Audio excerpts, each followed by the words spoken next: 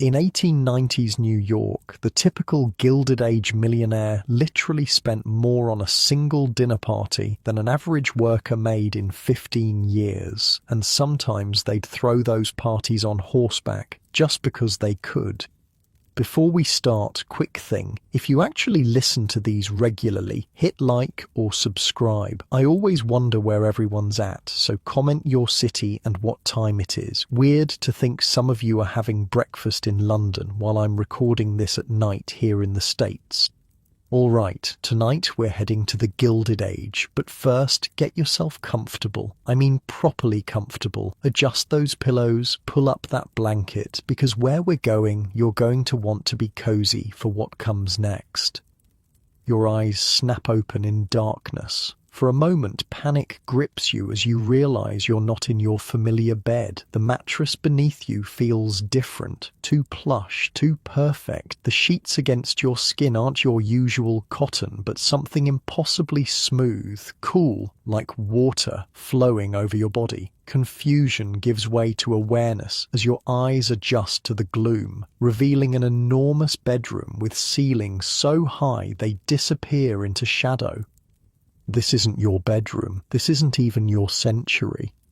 The first thing you notice is the air, stale despite the massive room, tainted with coal smoke that seeped in from outside. Next comes the weight of the covers, not one, but 6 heavy silk quilts and a fur throw that would have cost a year's wages for most people in 1895.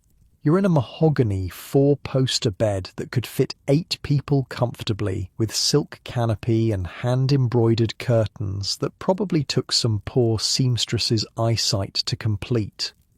This bed alone would bankrupt most families, and it's just where you sleep. You take a deep breath, trying to process what's happening. Unlike your warm, temperature-controlled modern bedroom, this massive chamber is chilly despite a fire dying in the marble fireplace across the room.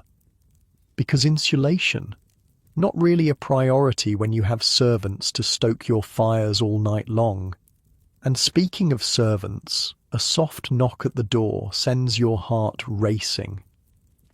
"Enter," you call out, your voice sounding strange to your own ears. The door swings open and a uniformed man in his 50s steps in. He's dressed impeccably in black and white, his posture military straight. Behind him, 4 younger men in similar uniforms follow, each carrying silver trays. "Good morning, sir," the older man says, his tone deferential but not servile. "It's 7:15. I trust you slept well?" This, you realize with a start, is your valet. Not just any servant, but your personal manservant who probably knows more about your daily habits than your own wife does. Unlike your quick shower and coffee morning routine, you're about to experience how the 1% of the 1% start their day in the Gilded Age. "Shall I open the curtains, sir?" he asks, though he's already striding toward the massive windows. He pulls a cord, and mechanically the heavy velvet drapes part, revealing a grey New York morning. Fifth Avenue stretches below, already bustling with carriages and early delivery wagons.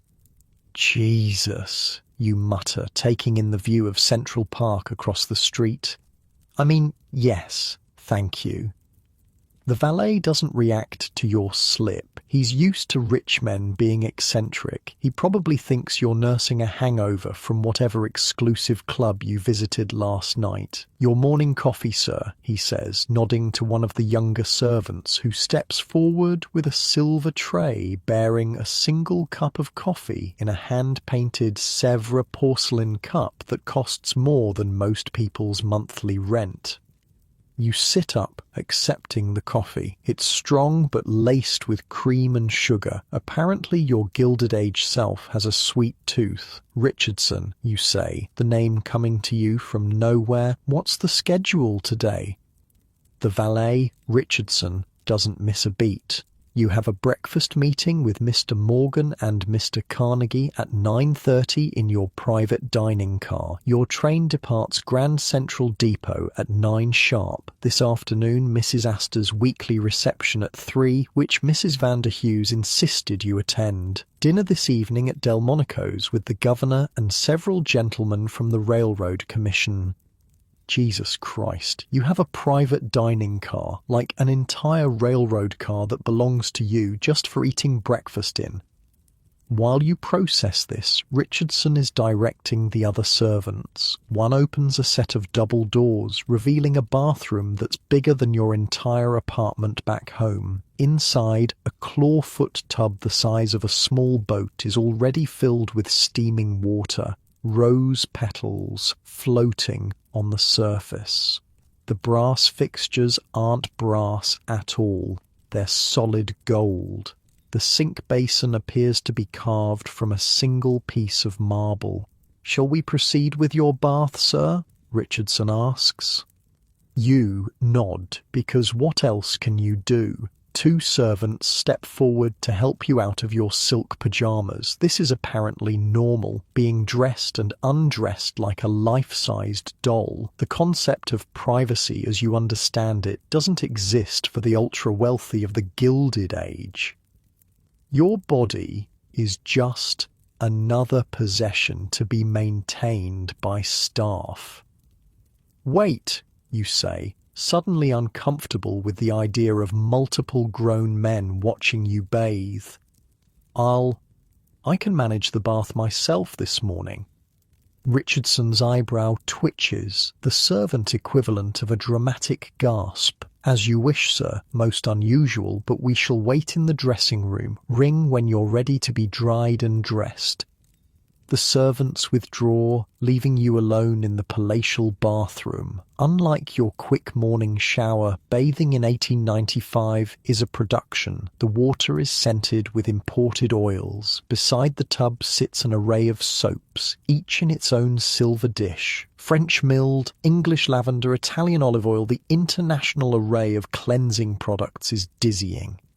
You slip into the bath, and for a moment the luxury is overwhelming. The water is perfectly heated, a luxury few could afford in an era when every drop of hot water required someone to haul fuel and tend a fire. As you soak, you notice something disturbing on your hands. Dirt under your manicured nails. Not just any dirt. Coal dust. The evidence of your empire, perhaps. You scrub it away, wondering what kind of industrial baron you've become. Steel, railroad, oil, banking, whatever it is, you're clearly at the top of the heap in an age when the richest 1% owned more wealth than the bottom 99% combined. The bathroom door cracks open. "Sir," Richardson's voice floats in. "The time?" "Yes, coming," you say, suddenly aware that you've spent 10 precious minutes just sitting in water, an incredible luxury when servants measure their workday by the clock. You step out of the tub, and immediately a servant appears with a warmed towel, another with a terry cloth robe. Embarrassment floods you as they efficiently dry your body, but you fight it down. This is normal for them, expected. They probably find it strange that you tried to bathe alone. "Would Sir prefer the grey worsted wool suit or the navy pinstripe for the meeting with Mr. Morgan?" Richardson asks, leading you into a dressing room larger than most people's entire homes. The walls are lined with custom-built mahogany cabinets displaying more clothing than you've owned in your entire life. Dozens of suits, hundreds of shirts, rows of shoes each on their own wooden tree, an entire cabinet just for cufflinks and tie pins, many glittering with diamonds and precious stones. "The Navy," you say, because it seems like a safe choice for meeting robber barons. What follows is a 20-minute production of getting you dressed. First, the underwear, not boxers or briefs, but a full-body, one-piece cotton union suit that buttons up the front. Then wool socks held up by garters, a crisp white shirt with detachable collar and cuffs, a silk tie precisely knotted. a waistcoat, what you'd call a vest, with pearl buttons, and finally the suit jacket itself.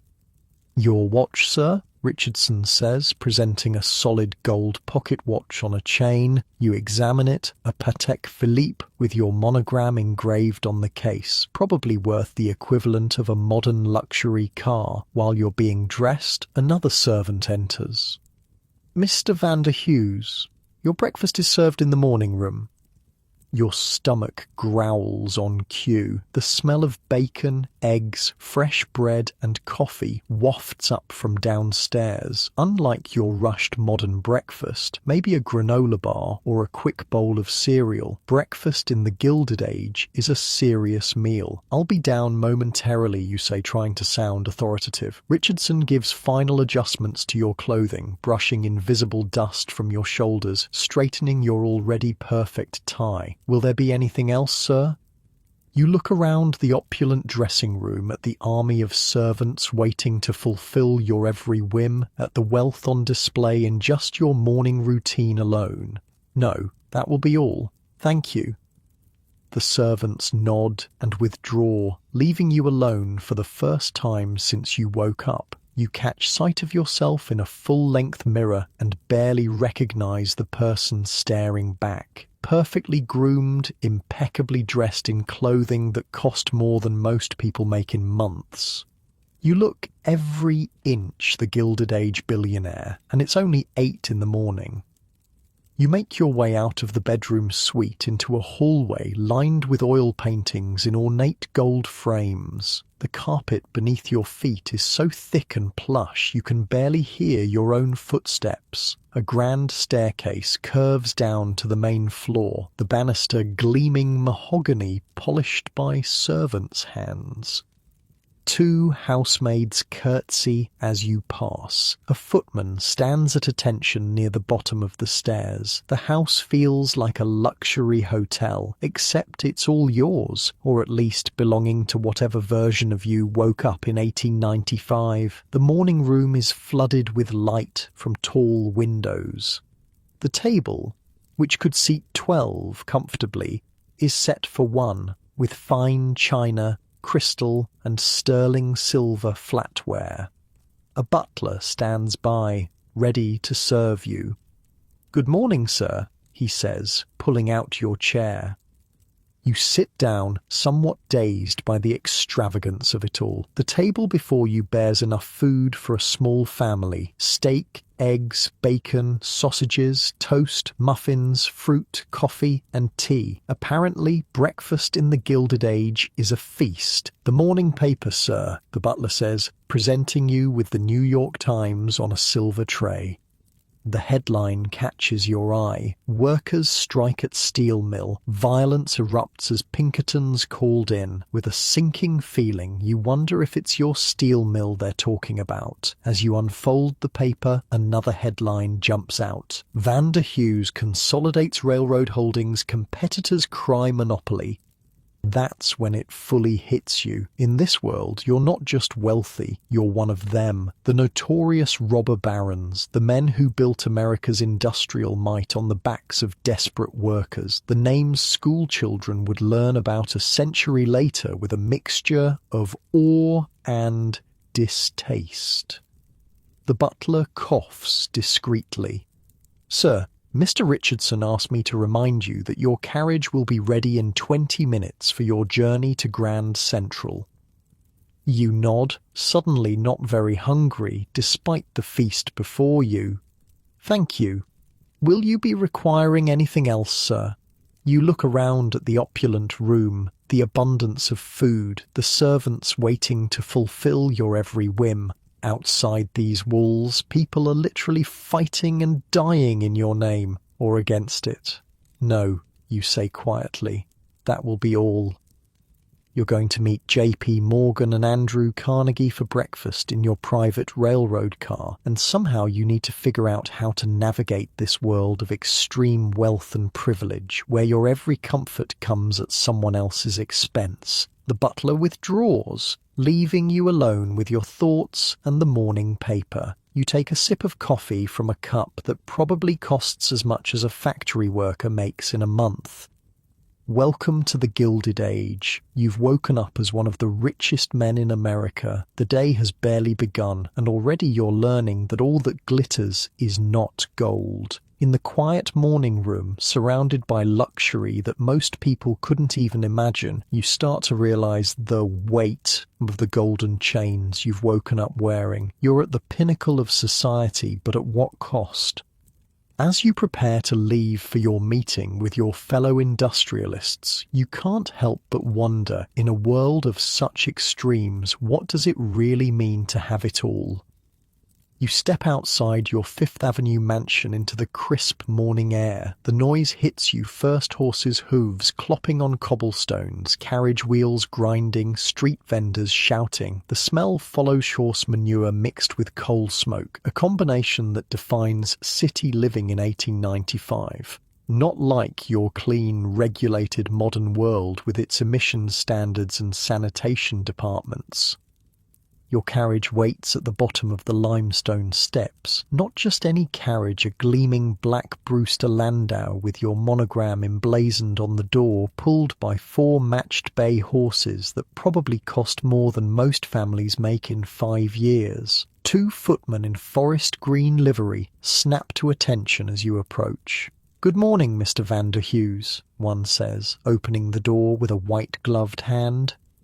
Inside, the carriage is upholstered in butter-soft Moroccan leather. The windows are beveled crystal glass. A small cabinet reveals decanters of brandy, and whiskey, apparently morning drinking, is just another perk of being obscenely rich in the Gilded Age.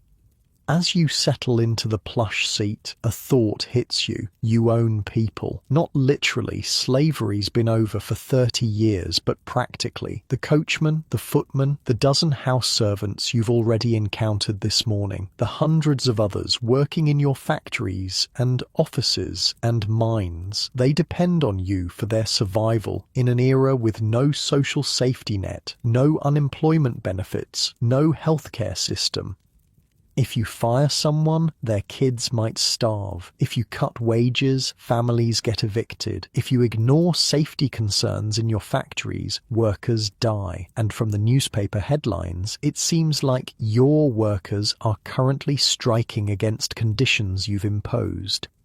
Your stomach churns as the carriage lurches forward, joining the busy morning traffic headed downtown. Through the window, you see New York in all its Gilded Age contradictions. Ladies in Worth gowns stepping carefully over mud puddles, immigrant children in rags selling newspapers on corners.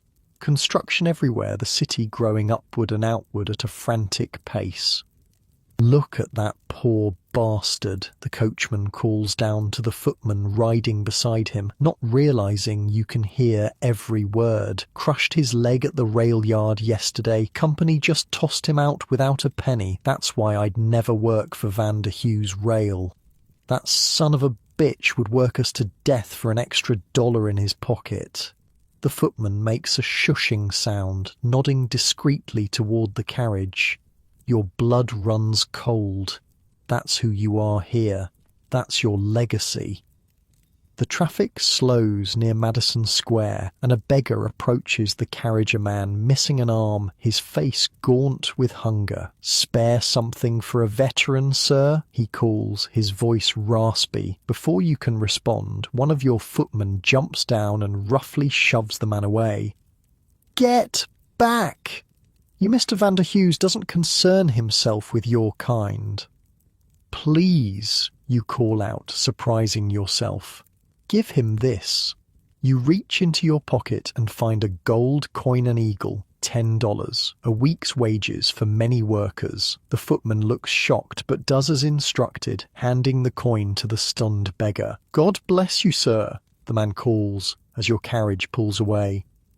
The footman resumes his position, clearly confused by your uncharacteristic generosity. You realize you've broken character. The real Vanderhughes apparently isn't known for random acts of kindness. The carriage turns onto 42nd Street and Grand Central Depot comes into view, not the soaring Beaux-Arts terminal of later years, but its more modest predecessor. Still, it's an impressive structure crowned with a glass and cast iron roof.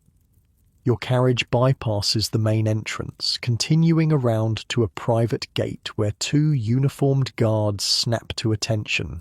Mr. Vander Hughes, one says, opening the gate to a private driveway that leads directly to the train platforms. Wealth in the Gilded Age means never having to mingle with the common folk. Your carriage stops beside a train platform where a single railroad car sits gleaming in the morning light. Not connected to any train, just waiting for you.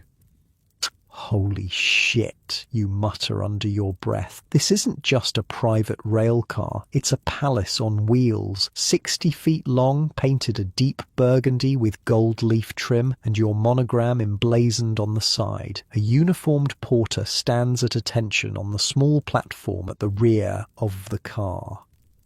"Good morning, Mr. Vander Hughes," the porter says, opening the door for you. "Mr. Morgan has arrived and is waiting inside. Mr. Carnegie sends his apologies. He's running a few minutes behind." You nod, trying to act like this is all completely normal, and step into another world. The interior of the railcar makes first-class airplane cabins look like cattle cars. The floors are covered in Persian carpets so thick your feet sink into them. The walls are panelled in hand-carved mahogany, polished to a mirror shine. Crystal chandeliers hang from a ceiling painted with classical scenes. Apparently even the ceiling of your private railcar needs to show off your wealth. The main salon features plush velvet armchairs and sofas arranged around small tables. A fireplace, an actual working fireplace on a moving train, occupies one wall. At the far end, a dining table is set for breakfast with fine china, crystal, and sterling silver. And there, standing by one of the windows with a glass of whiskey already in hand, despite the early hour, is J.P. Morgan himself. You recognize him immediately from history books, the bulbous, purplish nose, the result of a skin condition called rhinophyma that he hated having mentioned, the intense eyes under heavy brows, the immaculate tailoring of his suit, the most powerful banker in America, possibly the world, a man who once single-handedly stopped a national financial panic by locking other bankers in his library until they agreed to his terms. "Or Vander Hughes," he says, not bothering with a first name or pleasantries. "You're late. It's 8:50 a.m. Your meeting isn't until 9:30. Traffic," you say simply, figuring brevity is safer when you have no idea what your relationship with this titan of finance might be. Morgan grunts, draining his whiskey. "Help yourself," he says, gesturing to a sideboard laden with decanters. Carnegie's train was delayed. Something about a workers' demonstration on the tracks. Damned nuisance. You pour yourself a small whiskey, mostly for show. "Quite. I've been looking at those reports you sent over," Morgan continues, fixing you with a stare so intense you have to force yourself not to look away. "The Western expansion numbers are solid, but this business with the strikes," he trails off, raising a bushy eyebrow. You scramble for a response that won't reveal your complete ignorance of your own business affairs. "Yes, well, labor troubles are an unfortunate reality these days." Morgan snorts. Fisk would have had those men shot and replaced by now. Jim Fisk, another railroad tycoon notorious for his ruthlessness. Your apparent peer group is a rogues gallery of the most cutthroat capitalists in American history. "I have my own methods," you say carefully. "Indeed you do," Morgan says, a hint of grudging respect in his tone. "Your handling of the Burlington situation was impressive, cold-blooded, but effective. Didn't think you had it in you." Before you can figure out what terrible thing you supposedly did to the Burlington Railroad, the door opens and in walks Andrew Carnegie, the steel magnate. Shorter than you expected, with a grey beard and the hint of his Scottish accent still present despite decades in America, a self-made man who started as a bobbin boy in a cotton factory and now controls the largest steel company in the world. "Gentlemen," Carnegie booms, surprisingly jovial for a man with his reputation. "Apologies for the delay. Some ungrateful workers decided to lie down on the tracks. Can you imagine? As if I don't pay them a perfectly adequate $3 a day to work only 12 hours in my mills." $3 for 12 hours of dangerous labor in a steel mill. You do the quick math, 25 cents an hour in blistering heat surrounded by molten metal and machinery that can kill in an instant. Morgan and Carnegie both laugh, clearly expecting you to join in. You manage a weak smile, a soft knock at the door, and the porter enters. "Gentlemen, breakfast is served, and the engineer informs me we'll be departing momentarily." You hadn't even noticed the train starting to move. The ride is so smooth. Through the windows, you see Grand Central Depot sliding away as your private palace on wheels begins its journey. The three of you move to the dining table, where a steward is already pouring coffee into fine bone china cups. The table is set with a feast that would feed a dozen people: smoked salmon, caviar, poached eggs, rashers of bacon, silver dishes of butter, baskets of fresh bread, and pastries. "Now then," Morgan says as he unfolds his napkin, "to business. The three of us control enough railroad stock to effectively set national freight rates. I propose we use that leverage." And just like that, you're participating in what is almost certainly an illegal conspiracy to fix prices across an entire industry. Price fixing that will raise costs for farmers shipping crops, for factories shipping goods, costs that will ultimately be passed down to regular people just trying to live their lives. The Interstate Commerce Act specifically forbids pooling arrangements, you say, recalling a dim fact from a long-ago history class. Morgan and Carnegie stare at you like you've grown a second head. "Since when do you care about government regulations?" Carnegie asks, genuine confusion in his voice. "Did your wife make you go to church yesterday?" He laughs at his own joke. Morgan is less amused. "The Interstate Commerce Commission is a paper tiger. Half the commissioners are former railroad men who will be looking for jobs with us when their terms end. They understand how business works."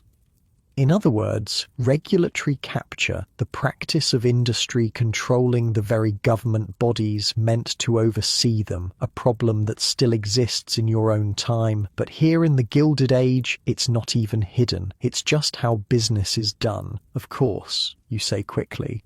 "I merely thought it worth mentioning the legal considerations."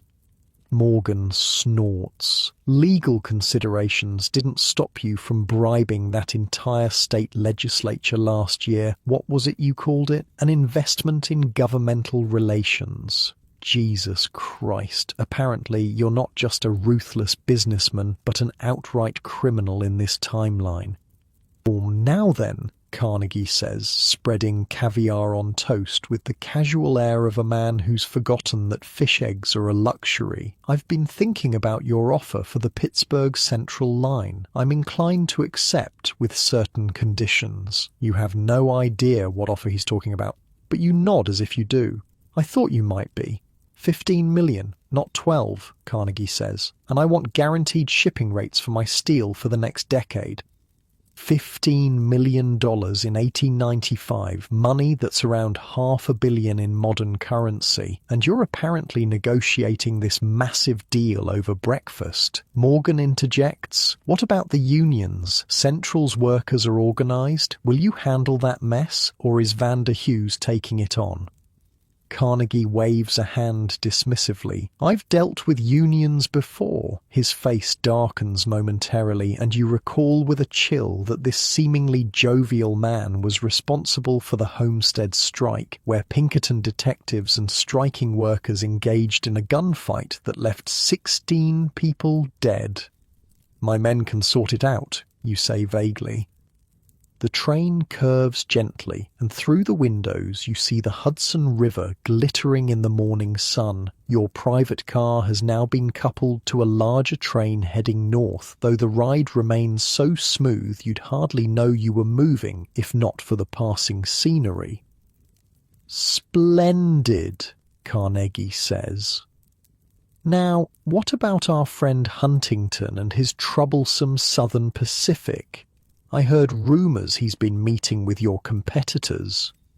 "Collis Huntington is not a concern," you say, trying to sound confident. Morgan fixes you with that unnerving stare again. "He controls enough track to cause problems if he aligns with the wrong people. Perhaps a friendly acquisition might be in order," Carnegie suggests, his tone making it clear that friendly is not what he means at all.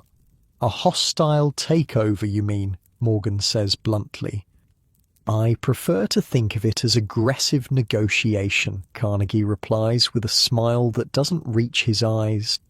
And there it is, the cutthroat reality of Gilded Age business. These men sitting with you, eating caviar in a private railcar worth millions, are casually discussing destroying another tycoon's business empire over breakfast, not for any greater economic good, not for the benefit of the customers or workers, but simply because they can, because power and wealth in this era are zero-sum games.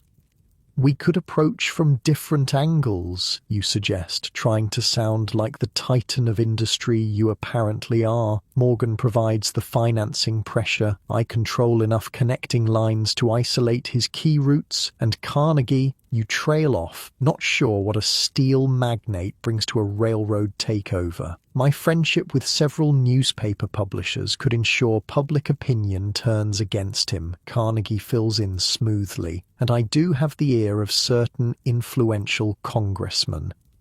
In other words, a coordinated attack, financial, operational, and political, designed to bring another wealthy man to his knees, the business equivalent of medieval warfare. Morgan nods appreciatively. "That's why I wanted this meeting. Three-pronged approach. Huntington won't know what hit him until it's too late." The porter appears with fresh coffee. "Gentlemen, we'll be arriving at Garrison in approximately 30 minutes. You have no idea why you're going to Garrison, a small town on the Hudson, but you nod as if this is expected. "Just enough time to finalize the details," Morgan says, pulling out a leather portfolio filled with papers. "I've had my men draw up the preliminary agreements."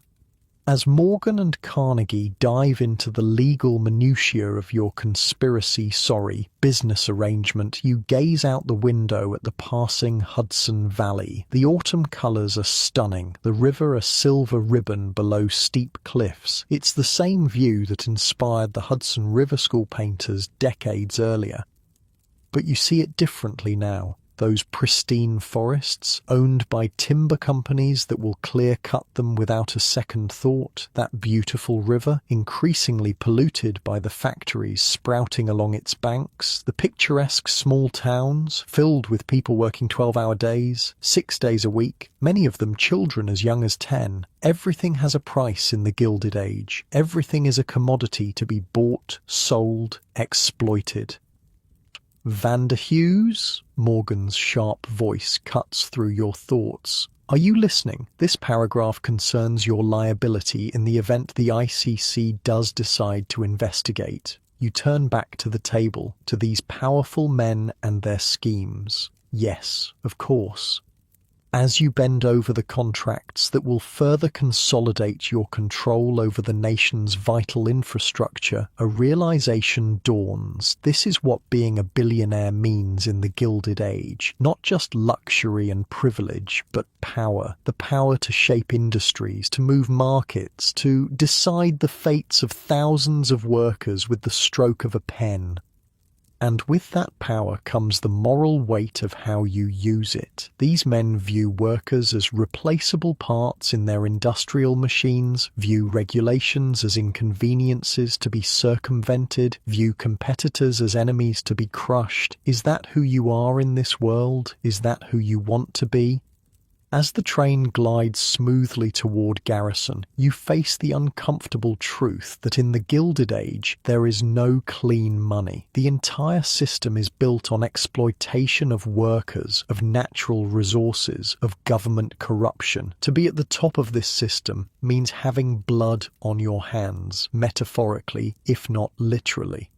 One last thing, Carnegie says as he signs the final document with a flourish. My wife is hosting a little gathering at our place in New York next week, just 100 or so of our closest friends. He chuckles at what passes for a small gathering among the ultra-wealthy. She specifically asked that you and Mrs. Van der Hughes attend. Apparently your wife made quite an impression at the Vanderbilt ball last month.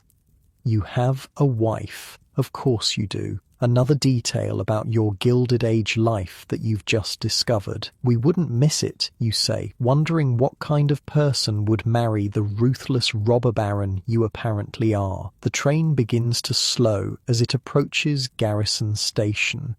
Outside, you can see a horse-drawn carriage waiting presumably for you and your breakfast companions. Excellent, Morgan says, collecting the signed papers. Gentlemen, I believe our business is concluded for now. A productive morning. As the train comes to a halt and the porter appears to assist with your departure, you take one last look around the opulent private car. The half-eaten breakfast that cost more than a labourer makes in a week. The fine china and crystal used once and then to be washed by servants. The sheer, staggering excess of it all. You've just participated in a conspiracy to manipulate national transportation prices and destroy a business rival. You've learned that you regularly bribe government officials and exploit workers. You've glimpsed the callous disregard for human suffering that characterizes the business leaders of this era, and it's still not even noon. After your breakfast conspiracy meeting with Morgan and Carnegie, you find yourself back in your carriage, headed toward Madison Square. The morning's business dealings have left a sour taste in your mouth, but there's no time to dwell on moral quandaries. Your social calendar beckons, and in the Gilded Age, social obligations are just as critical to survival as business ones. "Where to, sir?" your driver calls down. You consult the small leather notebook you found in your jacket pocket. Inside, in elegant handwriting, not yours, is a detailed schedule of your day. "Home first," you reply, "then to Mrs. Astor's at 3.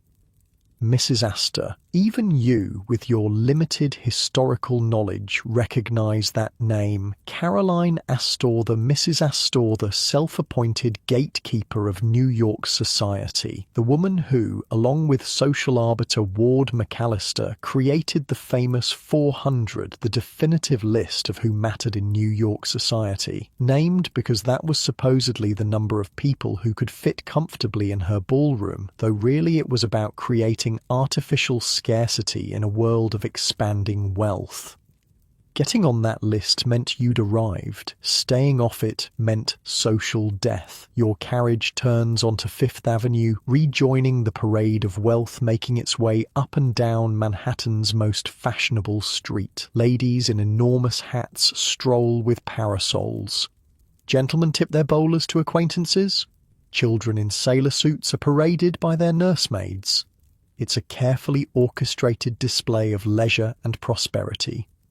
As your carriage approaches your mansion, you notice something you missed in your morning departure. The building itself, 5 stories of limestone and marble, designed in the French Renaissance style that's all the rage among New York's elite. Massive bay windows, intricate cornices, a copper mansard roof already developing a green patina. The thing looks like a cross between a palace and a wedding cake. Your neighbours include the Vanderbilts, the Goulds, the Whitneys, who's who of Gilded Age wealth. Real estate values on this stretch of Fifth Avenue are among the highest in the world. The carriage stops and the footman leaps down to open your door. As you step out, you notice a woman watching you from one of the bay windows on the 2nd floor. She quickly moves away when your eyes meet. Your wife, perhaps? The butler opens the front door before you reach it. "Welcome home, sir. Madam is in the morning room and asked to see you upon your return."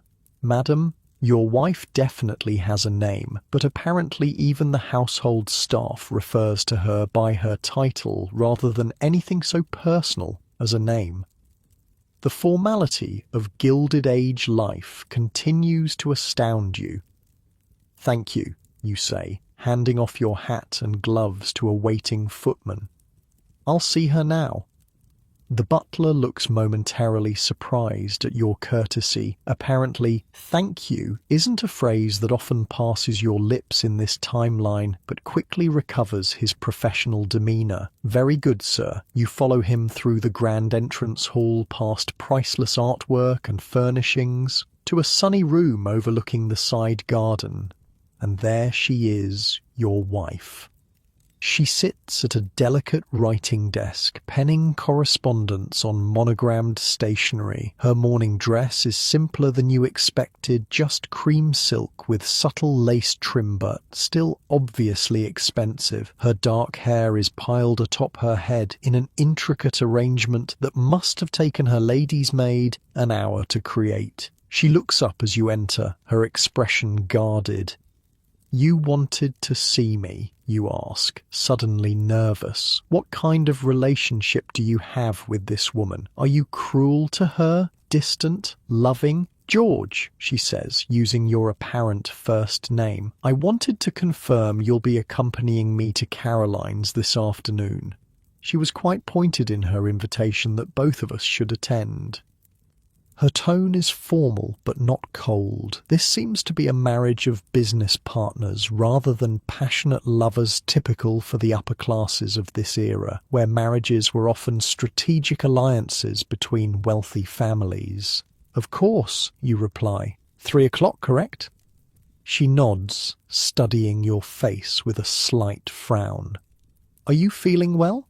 You seem different today." Apparently, your Gilded Age persona is consistent enough that even small deviations in behaviour are noticeable.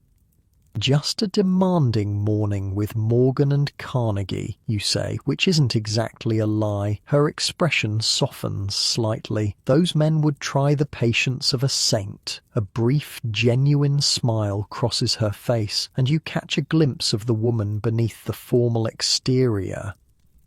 "Though I dare say you're their equal in stubbornness." There's almost affection in her voice. Perhaps this marriage isn't as cold as it first appeared. "Will you join me for luncheon?" she asks. "The new chef has prepared a quail salad, and I find I've grown tired of dining alone." The words carry weight. You dine alone often, it seems. You're not winning any Husband of the Year awards in this timeline. "I'd like that," you say, and mean it. Surprise flickers across her face, followed by a more genuine smile.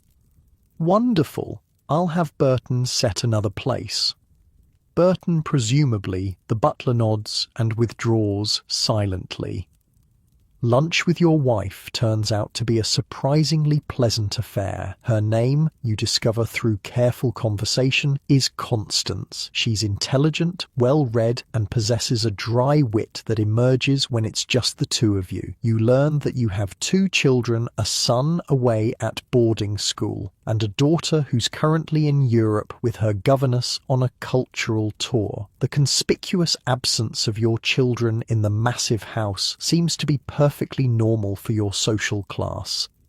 You're in an unusually good mood, Constance observes as you finish your coffee. Generally, meetings with your railroad associates leave you positively bearish. You shrug. Perhaps I'm learning to appreciate the finer things. You gesture to the elegant luncheon table, but your eyes stay on her. She actually blushes slightly. George, really, at our age? There's a history here you don't know, a relationship with its own patterns and boundaries that you're disrupting simply by being a bit kinder than usual. It makes you wonder what kind of man you are in this world. That simple courtesy and attention make your wife look at you like you've grown a second head. I should dress for Caroline's, Constance says, rising from the table. It wouldn't do to be late. Heaven forbid, you say with a touch of sarcasm that makes her smile again. You know how she is. 3 o'clock means 3 o'clock, not 5 past, not 5 minutes till. The woman runs her drawing room like a German train station. You laugh, and she looks pleased at having amused you. There's a glimpse of what might have been a warm relationship once, now buried under years of wealth and social obligation. Constance leaves to prepare, and you have some time to yourself. You wander the mansion, trying to learn more about your life here. Your private study is a masculinely decorated room with leather-bound books, hunting trophies. Apparently you've shot everything from lions to elephants, and a massive desk piled with paperwork. You leaf through some of the documents reports from railroad operations across the country, stock certificates, property deeds. The scale of your wealth is dizzying. You own land in 27 states. You have controlling interest in 12 different railroad companies. You have investments in steel mills, coal mines, oil fields, banks. One document catches your eye, a letter from your mine superintendent in Pennsylvania. Regarding your inquiry about safety improvements, I must advise against the expenditure at this time. The mesh screening would cost approximately $1,200 to install throughout the mine and would reduce casualties by an estimated 30%. However, it is more economical to simply replace workers as accidents occur. At current wages, we can hire 3 new men for the cost of 1 screening installation. I recommend we continue with present operations. And there, at the bottom, in what you recognize as your own handwriting, agreed, no action needed. Your stomach turns. You've literally calculated that workers' lives are worth less than basic safety equipment. And the worst part, this cold calculation is perfectly normal business practice in the Gilded Age. A soft knock at the door interrupts your moral crisis. Sir, it's Richardson, your valet. It's time to dress for Mrs. Astor's reception. The next half hour is consumed with the elaborate ritual of preparing for an afternoon social event. Different clothes from morning attire, of course, a frock coat instead of a morning coat, grey striped trousers, a silk waistcoat, a different pocket watch with a different chain, cuff links that cost more than most people's homes. By the time you descend the grand staircase, Constance is waiting in the entrance hall. She's transformed herself into a walking display of wealth. Her afternoon dress is a masterpiece of pale blue silk and lace with a cinched waist and a modest bustle. Sapphires and diamonds glitter at her throat and ears. Her hands are gloved in kid leather so fine it looks painted on. "You look beautiful," you say, and mean it. She seems pleased but confused by the compliment. "Thank you, George. Shall we?"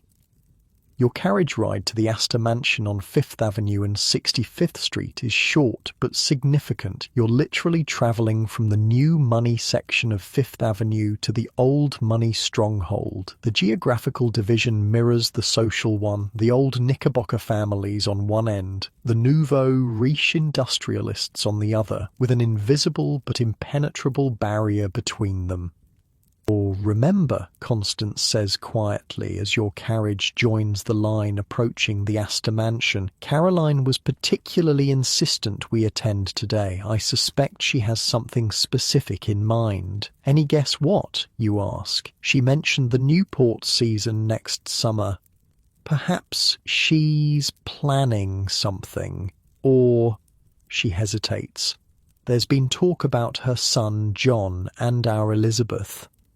A potential marriage alliance, you realize. Your absent daughter is being considered as a match for the Astor heir. Such a union would solidify your family's social position while injecting the Astors with fresh capital. A perfect Gilded Age arrangement.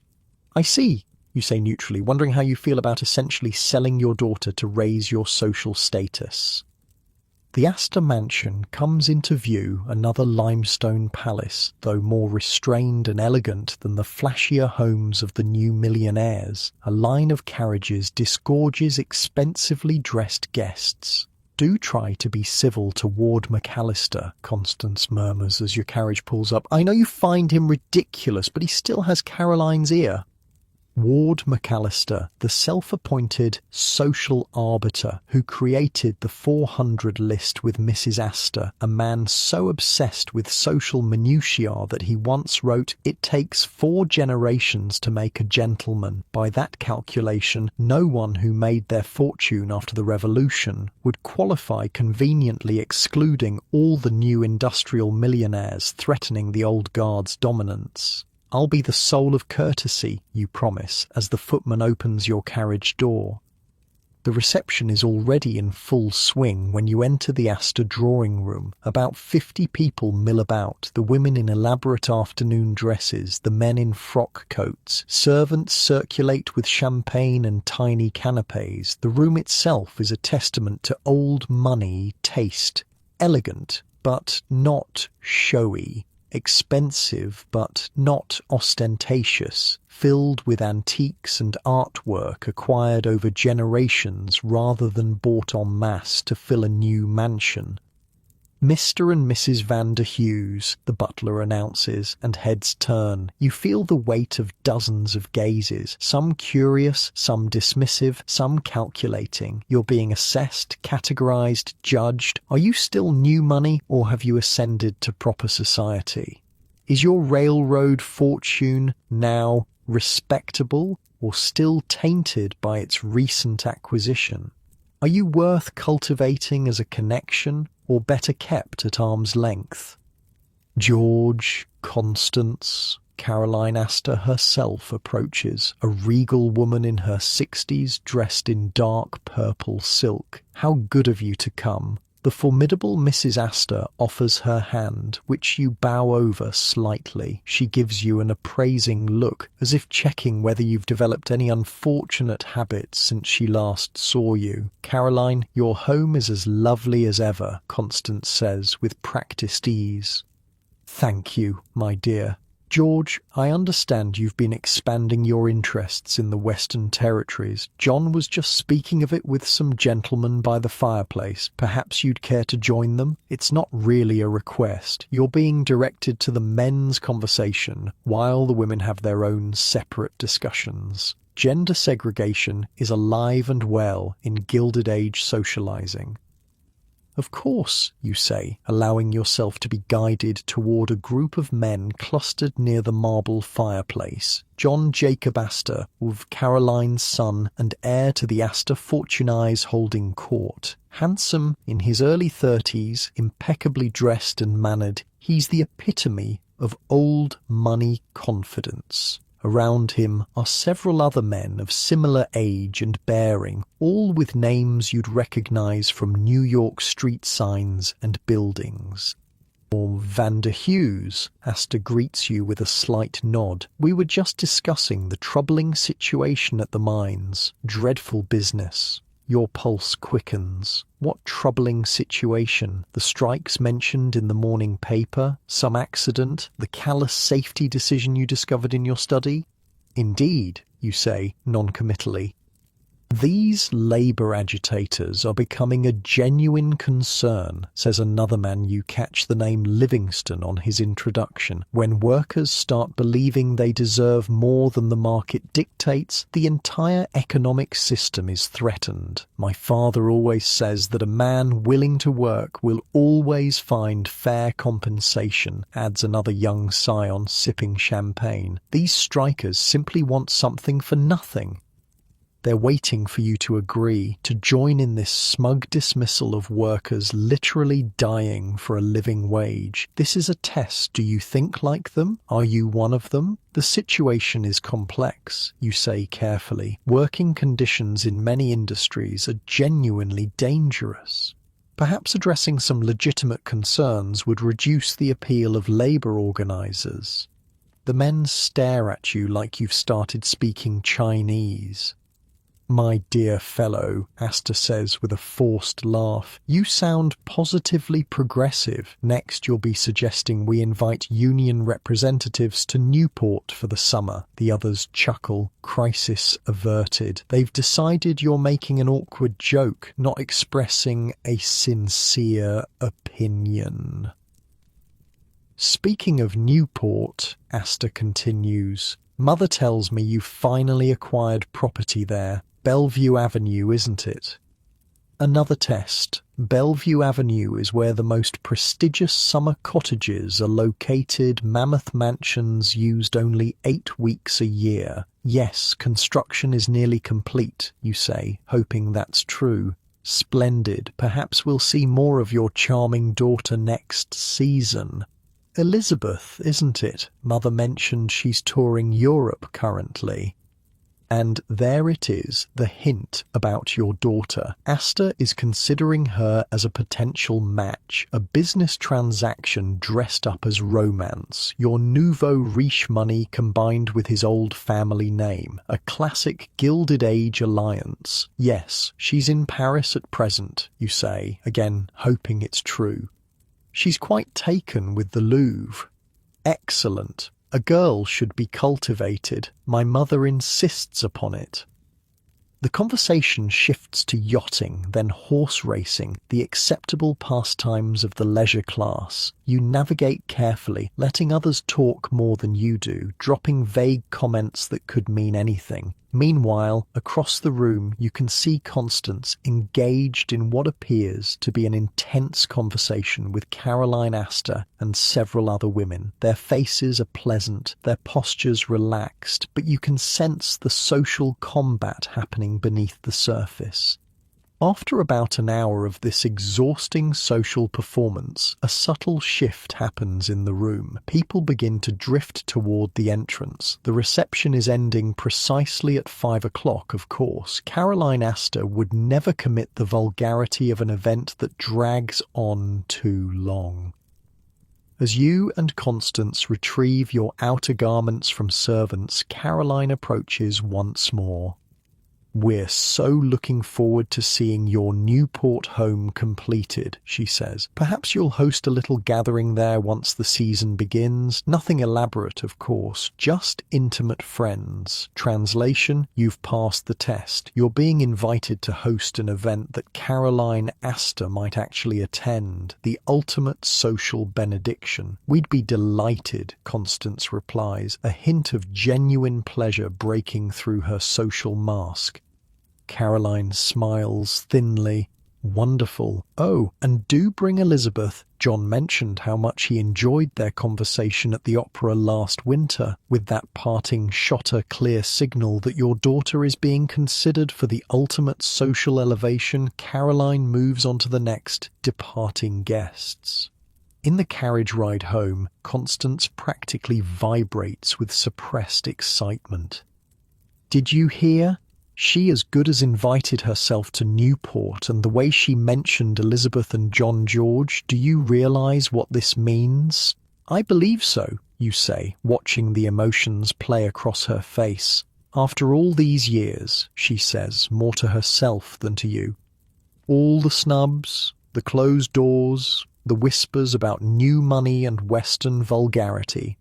Finally, You see it clearly now, the driving force behind your wife's life, perhaps behind your entire marriage. Social acceptance, the desperate need to be recognized as equals by people whose only claim to superiority is having gotten rich earlier than you did. It seems so petty, so meaningless compared to the life and death concerns of the workers in your mines and factories. But in the Gilded Age social hierarchy, this is survival of a different kind. Constance has been fighting a war with weapons of calling cards and dinner invitations, and she's finally glimpsing victory. "You don't seem as pleased as I expected," she says, studying your face. "I was just thinking about the cost," you reply truthfully. She misunderstands. "The Newport house, I know it's been dreadfully expensive, but surely it's worth it for what it will mean for Elizabeth's future. An Astor match, even your father couldn't have dreamed so high. The real cost, you think but don't say, is much higher than dollars. It's the crushing of workers' lives to build fortunes. It's the corruption of government to protect those fortunes. It's the reduction of your daughter to a commercial transaction to be traded for social status." But in the gathering dusk of Fifth Avenue, as your carriage rolls past other limestone palaces just like yours, you keep these thoughts to yourself. You're learning that survival in the Gilded Age requires different masks for different situations: ruthless businessman, social climber, family patriarch. The carriage turns into your driveway, and servants appear to assist your descent. The massive doors of your mansion swing open, revealing the glittering interior lit by electric lights, another status symbol, as most homes still use gas. "I should rest before dinner," Constance says as you enter. "We're dining at Delmonico's with the governor tonight, remember? Another social obligation, another performance to give. The Gilded Age day is far from over." "Of course," you say. "I'll see you then." As Constance ascends the grand staircase, you're left alone in the entrance hall, surrounded by marble and mahogany and gold leaf, displays of wealth that cost so much yet somehow feel hollow. You're starting to understand that the true currency of the Gilded Age isn't just money, it's social position, influence, power, and the pursuit of these things consumes every waking hour of the elite.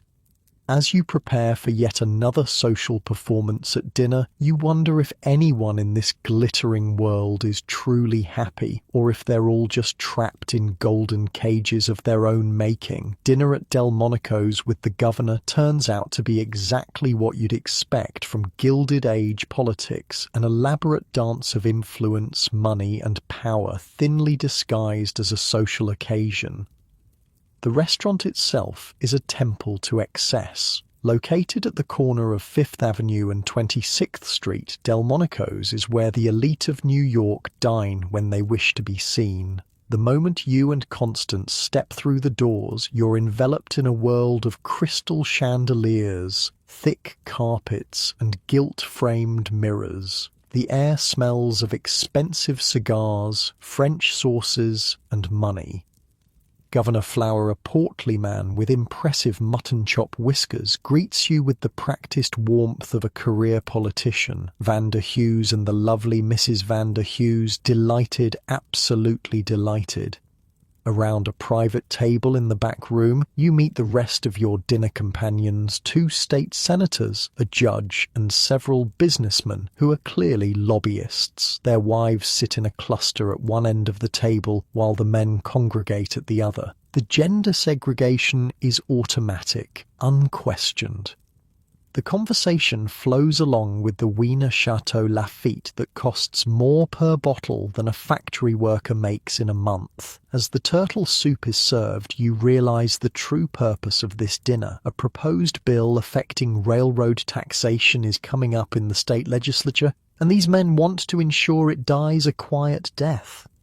"The problem, you see," drawls one of the senators between slurps of soup, "is that the public has gotten this absurd notion that railroads should pay their fair share, as if the economic benefit of transportation wasn't contribution enough." "Quite," agrees the judge, who apparently sees no conflict of interest in dining with men whose cases might come before his court. The rabble-rousers in the press stir them up with talk of fair taxation and public interest. Complete nonsense. The governor turns to you. "Your thoughts, Vander Hughes. You have more track laid in this state than almost anyone." All eyes turn to you, waiting. This is clearly a moment where your Gilded Age self would be expected to voice strong opinions. But what would you say? "I believe," you begin carefully, "that we must balance the legitimate needs of business with the long-term stability of the state. Prosperity depends on both." The men stare at you blankly. That was apparently not the fire-breathing defense of corporate interests they expected. Governor Flower recovers first. "Well said, well said. Balance, indeed, that's precisely why I'm considering a compromise bill, one that appears to increase taxation while providing generous exemptions for essential infrastructure investments. In other words, a bill designed to look like reform while actually preserving the status quo." Classic Gilded Age politics. "I'd be happy to have my secretary draft some, suggested language for such exemptions you offer, getting the hang of this game." The governor beams. "Excellent, your expertise would be most valuable." As the dinner progresses through 7 more courses, each more elaborate than the last, you participate in what amounts to a conspiracy to defraud the public. The tax bill is just the beginning. There's a discussion of judicial appointments. We need men of reason on the bench. Railway commission staffing. Johnson's boy needs a position, and even a proposed amendment to the state constitution to protect business interests from short-sighted regulation. And through it all, money is never directly mentioned. No crude offers of cash for votes. The Gilded Age elite are too sophisticated for that. Instead, there are discussions of campaign donations, investment opportunities, board positions for relatives, and exclusive club memberships. The corruption is wrapped in layers of respectability, just as the rotten core of industrial capitalism is gilded with the appearance of prosperity. By the time dessert arrives, a towering confection of ice cream, spun sugar, and gold leaf, you've witnessed more corruption in one meal than most people see in a lifetime. And the most disturbing part? Everyone at the table, including your Gilded Age self, considers this perfectly normal. The evening finally ends around 10 o'clock. As you and Constance settle into your carriage for the ride home, she looks pleased. "That went well," she says. "The governor's wife invited us to their summer place in the Adirondacks. She rarely extends such invitations. Another social victory. You're climbing a ladder where each rung represents access to an ever more exclusive circle. And did you notice how respectfully the senator treated you?" she continues. "A far cry from 3 years ago when he refused to even acknowledge us at the opera. You make an appropriate noise of agreement, but your mind is elsewhere. The casual corruption of the dinner has left you unsettled. Is this what power looks like in the Gilded Age? Men in private rooms carving up the state to serve their interests while people starve in tenements a few blocks away? Back at your mansion, Richardson is waiting to help you change for the night. The ritual of undressing is nearly as elaborate as dressing, with each garment carefully removed, inspected, and handed off to specialized servants. As Richardson helps you into a silk dressing gown, he coughs discreetly. "Sir, there was a telegram while you were out, from Newport." He hands you a yellow piece of paper. The message is brief. "Construction completed, stop furniture installed, stop staff hired, stop ready for inspection, stop. Your Newport cottage is apparently finished, the summer palace you've built to cement your social status among the elite. Also, sir, Richardson continues, your private car has been prepared for tomorrow's journey as requested. You hadn't known you were leaving tomorrow, but apparently your Gilded Age self had already made plans to visit Newport and inspect your new summer home. Thank you, Richardson. What time do we depart? 9 o'clock, sir. Mrs. Vanderhughes has chosen to remain in the city to oversee preparations for next week's dinner party. You'll be travelling alone. That simplifies things. You won't have to maintain your charade in front of Constance, at least for a day or two. Oh, very good. Good night, Richardson. Good night, sir. Left alone in your opulent bedroom, you find sleep elusive. The day's events swirl in your mind, the business conspiracy with Morgan and Carnegie, the social manoeuvring at the Astor reception, the political corruption at dinner. Is this what it means to be wealthy in the Gilded Age? Is this success? You drift off eventually, but your dreams are troubled by images of workers trapped in burning factories, of children labouring in coal mines, of families huddled in tenement rooms while you sleep under silk in a room bigger than their entire building. Morning comes too soon. You're awoken again by Richardson and his team of servants, the elaborate dressing ritual is performed, and by 8:30 you're in your carriage headed for Grand Central Depot. Your private railcar awaits, just as luxurious as yesterday, but configured differently. The dining table has been removed and the seating arranged for daytime travel. A desk has been set up with papers neatly stacked. Apparently you're expected to work during the 5-hour journey to Newport. The porter greets you with a bow. Good morning, Mr. Vanderhughes. We'll be departing momentarily. Cook has prepared breakfast whenever you're ready, and I've laid out the morning papers. As the train pulls out of the station, you settle into a leather armchair and examine the pile of newspapers. The headlines are a window into the Gilded Age. Steel strike continues, violence reported, tenement fire kills 23 in Lower East Side. President Cleveland denies tariff changes. Mrs. Astor's reception draws society elite. That last one catches your eye. You scan the article and find your name listed among the attendees, with a special mention of your intimate conversation with John Jacob Astor IV and speculation about a possible match between the Astor and Vanderhughes families. Society gossip, it seems, is serious news in the Gilded Age. The porter appears with breakfast eggs, steak, toast, pastries, fresh fruit, in February a luxury, coffee and a glass of champagne. Apparently morning drinking is still very much a thing for the upper classes. Will you be requiring anything else, sir? He asks. No, thank you, you reply, still uncomfortable with being waited on hand and foot. Very good, sir.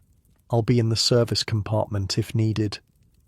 Left alone with your feast and your thoughts, you stare out the window as New York gives way to Connecticut countryside. The landscape is industrial near the cities, factories belching smoke, tenements crowded against railroad tracks, workers trudging through snow to morning shifts. But as you travel further, the scene shifts to frozen rivers, snow-covered forests, and occasional grand estates set back from the tracks. The journey passes in a blur of paperwork, which you mostly pretend to read, meals, each more elaborate than the last, and scenery. By mid-afternoon, your train is pulling into Newport, Rhode Island, summer playground of America's elite, even in the dead of winter. A carriage waits at the station, your carriage apparently, with your monogram on the door. The driver greets you by name. To Breakwater Hall, sir? He asks. You nod. assuming that must be the name of your Newport estate. These people name their houses like royal palaces. As the carriage rolls through Newport, you get your first glimpse of the famous resort town in winter. Most of the massive cottages, a laughable understatement, are closed for the season, their windows shuttered, their grounds empty. Only a few show signs of life, probably the year-round homes of local gentry rather than the summer palaces of New York millionaires. The carriage turns onto Bellevue Avenue, the most prestigious address in Newport, and there, rising on a cliff overlooking the Atlantic Ocean, is your summer home. Holy shit, you mutter under your breath. Magnificent, isn't it, sir? The driver says proudly, mistaking your shock for pleasure. Finest house on the avenue, they're saying. Breakwater Hall is not a house. It's not even a mansion. It's a limestone chateau that would make French aristocrats jealous. 5 stories of pale stone and slate roofs with turrets, balconies, and enough windows to keep a glazier employed for years. The front facade must be 200 feet wide, with a circular drive leading to a massive entrance portico, supported by marble columns. The scale is mind-boggling. This isn't a home, it's a statement, a declaration that you have so much money you can build a palace you'll use 8 weeks a year and leave empty the rest of the time. As your carriage approaches, you notice something else, a small army of servants lined up on the front steps. At least 30 people in formal uniform standing at attention in the February cold, waiting to greet their master. They've been practicing all week for your arrival, sir, the driver informs you. The new butler's quite strict, I hear, practicing, like actors in a play, which is exactly what this is, an elaborate performance of wealth and power, with you as both star and audience.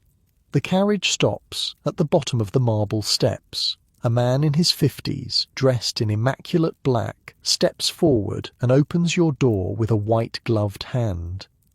"Welcome to Breakwater Hall, sir," he says with a slight English accent. "I am Hargrove, your butler." Of course he's English. In the status-obsessed Gilded Age, an English butler is the ultimate household accessory. "Thank you, Hargrove," you reply, stepping down. The butler gestures to the assembled staff. "The household staff is assembled for your inspection, sir. 38 in total, not including the groundskeepers and stable hands." 38 people to maintain a house you'll barely use. The waste is staggering. "Very good," you say, not knowing what else to say. Hargrove leads you up the steps, past the rows of bowing and curtsying servants. You nod to them, trying to acknowledge their humanity in a small way, which earns you a curious glance from the butler. Apparently, the real Vanderhughes doesn't bother with such niceties. The entrance hall of Breakwater Hall makes your New York mansion look modest. Soaring ceilings with painted murals, a double staircase of marble sweeping up to a gallery, priceless tapestries and paintings covering walls panelled in rare woods, crystal chandeliers hanging from gilded chains. Every surface that could be decorated is decorated, every material the finest available, every object designed to scream of wealth and status. "Would you care for refreshment, sir, or would you prefer to inspect the house first?" Hargrove asks. "The house, I think," you reply, curious to see just how far this excess goes. What follows is a tour that would exhaust a marathon runner. Breakwater Hall has 97 rooms, Hargrove informs you proudly. There are 30 bedrooms, each with its own bathroom, unheard of luxury in an era when indoor plumbing is still relatively new. There are drawing rooms, morning rooms, music rooms, smoking rooms, billiard rooms, a library, a conservatory, and a ballroom that could host 200 people comfortably. Every room is furnished in a different historical style. The main drawing room is Louis XV, all gilded wood and silk upholstery. The library is Tudor, with dark oak panelling and leather-bound books. The music room is Venetian, with hand-painted furniture and mirrors everywhere. The effect is dizzying, a museum of expensive reproductions rather than a cohesive home. The previous record for construction was 2 years, held by the Vanderbilt cottage, Hargrove informs you as you tour the second floor. Breakwater Hall was completed in 18 months at your insistence, rush building a palace to one-up the Vanderbilts. The competitiveness of the Gilded Age elite knows no bounds. The tour continues to the servants' quarters, tucked away in the back of the house and up narrow staircases. Here, the luxury abruptly ends. The rooms are small, plain, and functional. Multiple servants share bedrooms. Their bathrooms are basic at best. The contrast with the family's accommodations is stark. The staff dining hall, Hargrove says, showing you a long room with simple wooden tables and benches. 3 meals are served daily, with separate sittings for senior and junior staff. Even among servants, there's a rigid hierarchy. The kitchen is massive, designed to prepare banquets for hundreds and staffed by a French chef and 6 assistants. The wine cellar holds thousands of bottles. The silver vault contains enough flatware and serving pieces to supply a small hotel. The linen room is stacked with monogrammed sheets and tablecloths. By the time you reach the basement to inspect the coal furnaces and electric generators, Breakwater Hall has its own power plant, a rarity in 1895. Your head is spinning with the scale of excess. "Is everything satisfactory, sir?" Hargrove asks as you return to the main floor. You nod, unable to find words that won't betray your shock. This isn't a home, it's a monument to ego and competitive consumption, a building designed not for comfort or beauty, but to announce to the world that you have more money than taste. Tea will be served in the morning room, Hargrove continues, and then perhaps you would like to rest before dinner. Chef has prepared a special menu for your first night at Breakwater Hall.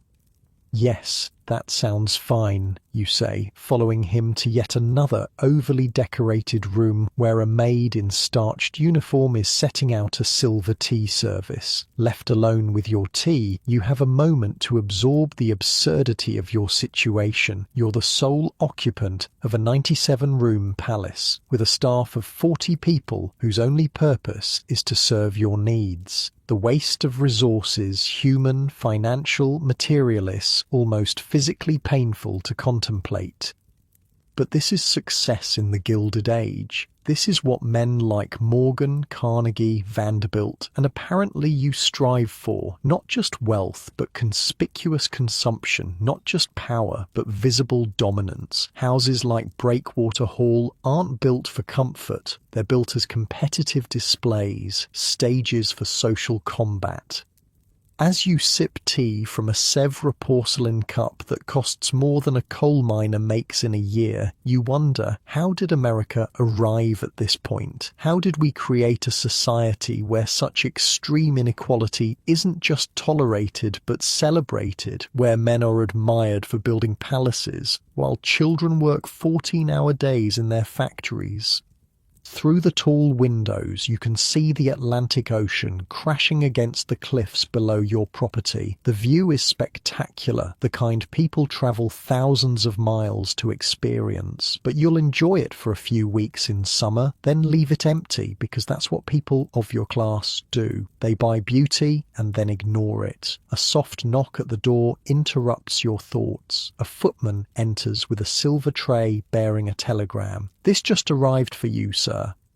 The yellow paper bears a brief message. "Trouble at Pittsburgh Mill. Stop workers threatening general strike. Stop Pinkerton agents standing by. Stop. Await your orders. Stop. More labor unrest. More desperate workers demanding basic rights. More private police ready to crack skulls in defense of your profits."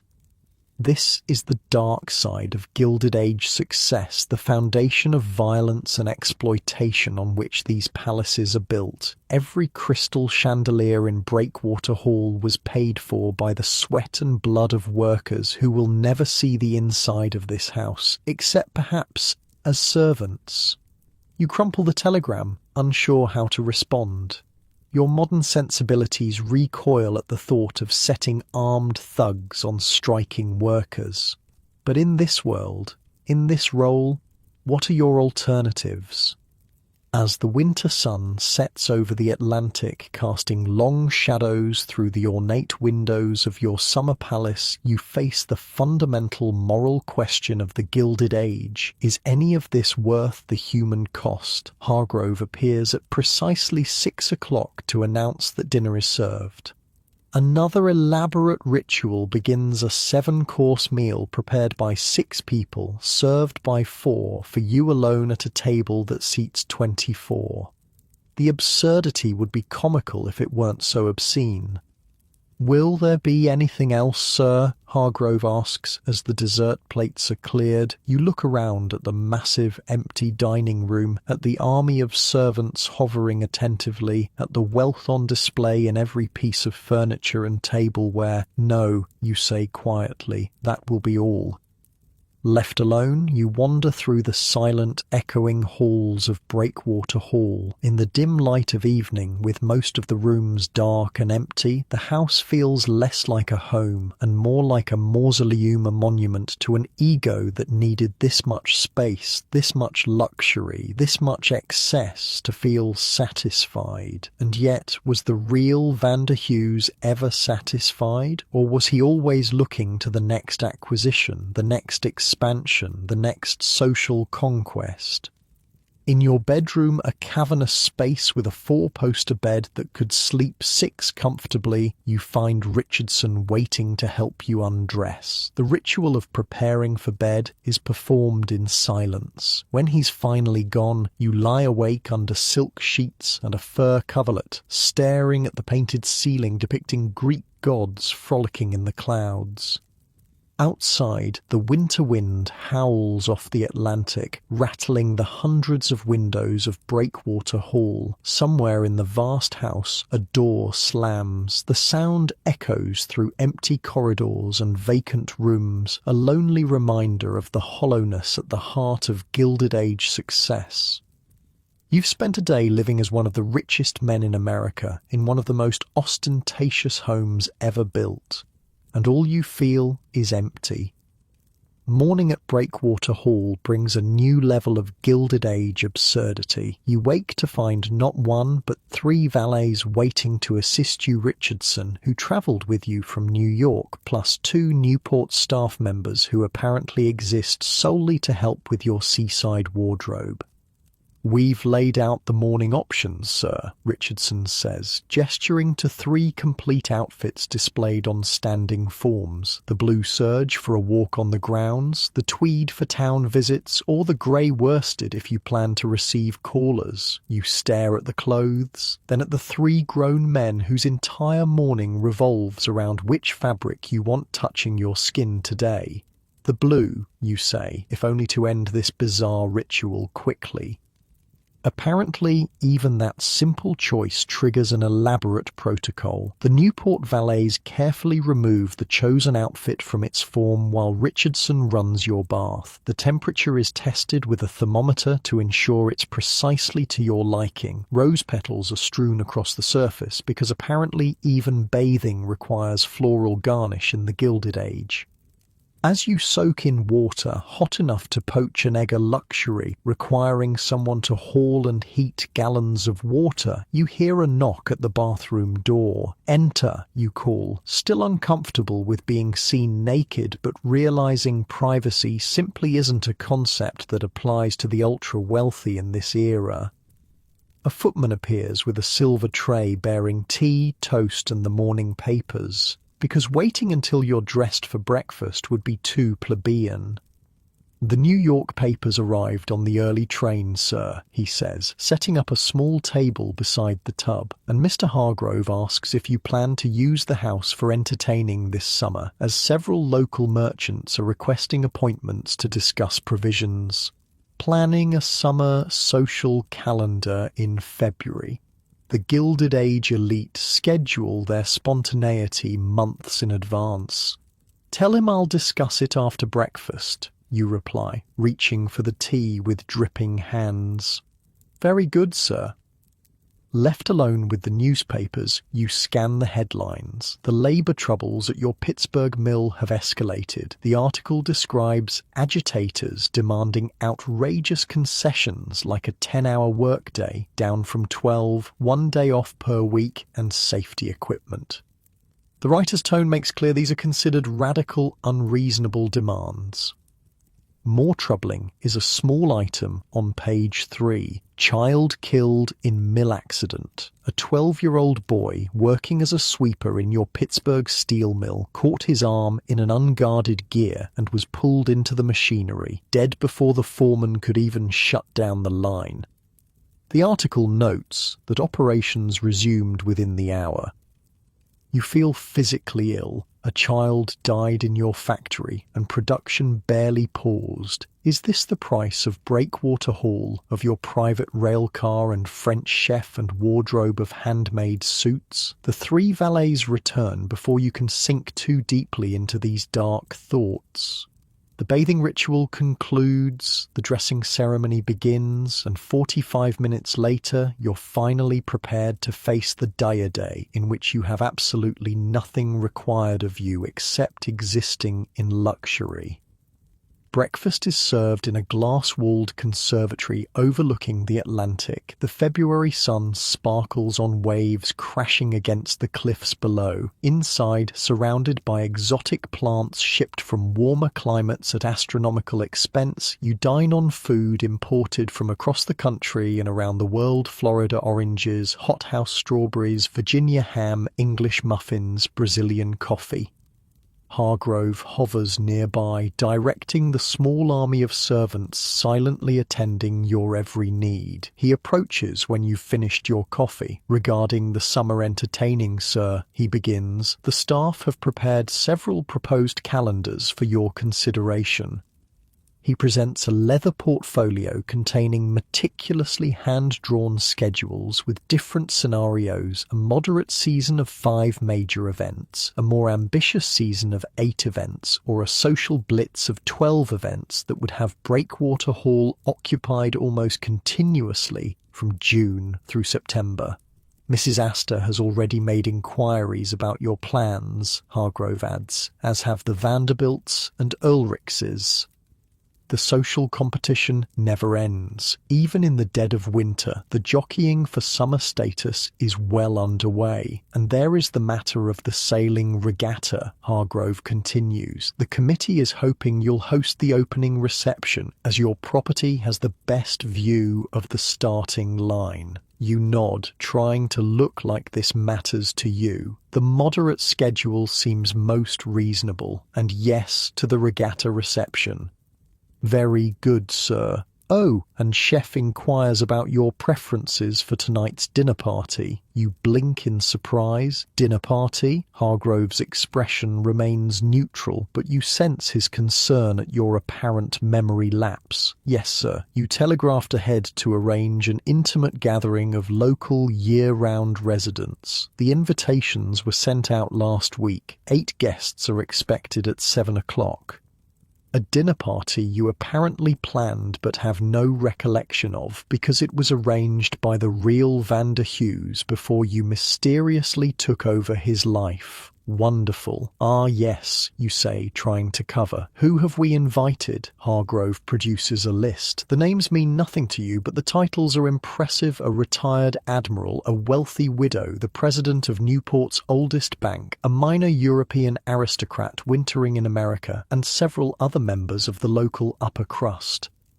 "And the entertainment, sir? Will you still require the string quartet and the unusual performance you specified?" The slight hesitation in Hargrove's voice makes you wonder just what kind of unusual performance your Gilded Age self had planned. "Remind me of the details," you say carefully. "The contortionists, sir, from the Barnum Circus, and the electrical demonstration." What the hell were you planning? Some bizarre circus act combined with dangerous early electrical experiments? The Gilded Age rich really didn't know what to do with their money. "Let's cancel those," you say firmly. "Just the quartet will be fine." Hargrove looks relieved. Very good, sir. Chef suggests the 12-course French menu with the beluga caviar to start and the stuffed peacock as the centerpiece. The ice sculptures have already been commissioned. 12 courses, stuffed peacock, ice sculptures for an intimate dinner of 9 people. That sounds adequate, you say, wondering how many people could be fed for a month on what you'll spend on a single meal. Will there be anything else, sir? You glance around the conservatory, at the army of servants standing at attention, at the half-eaten food that will be thrown away, at the tropical plants that will die as soon as the weather turns cold. No, that will be all. The day passes in a haze of pointless luxury. You tour the grounds with the head gardener, who explains the elaborate plans for summer landscaping, entire gardens of flowers that will bloom for a few weeks during your brief residence, then be replanted with new varieties as the season progresses. You inspect the stables, where 12 horses are maintained year-round despite your absence.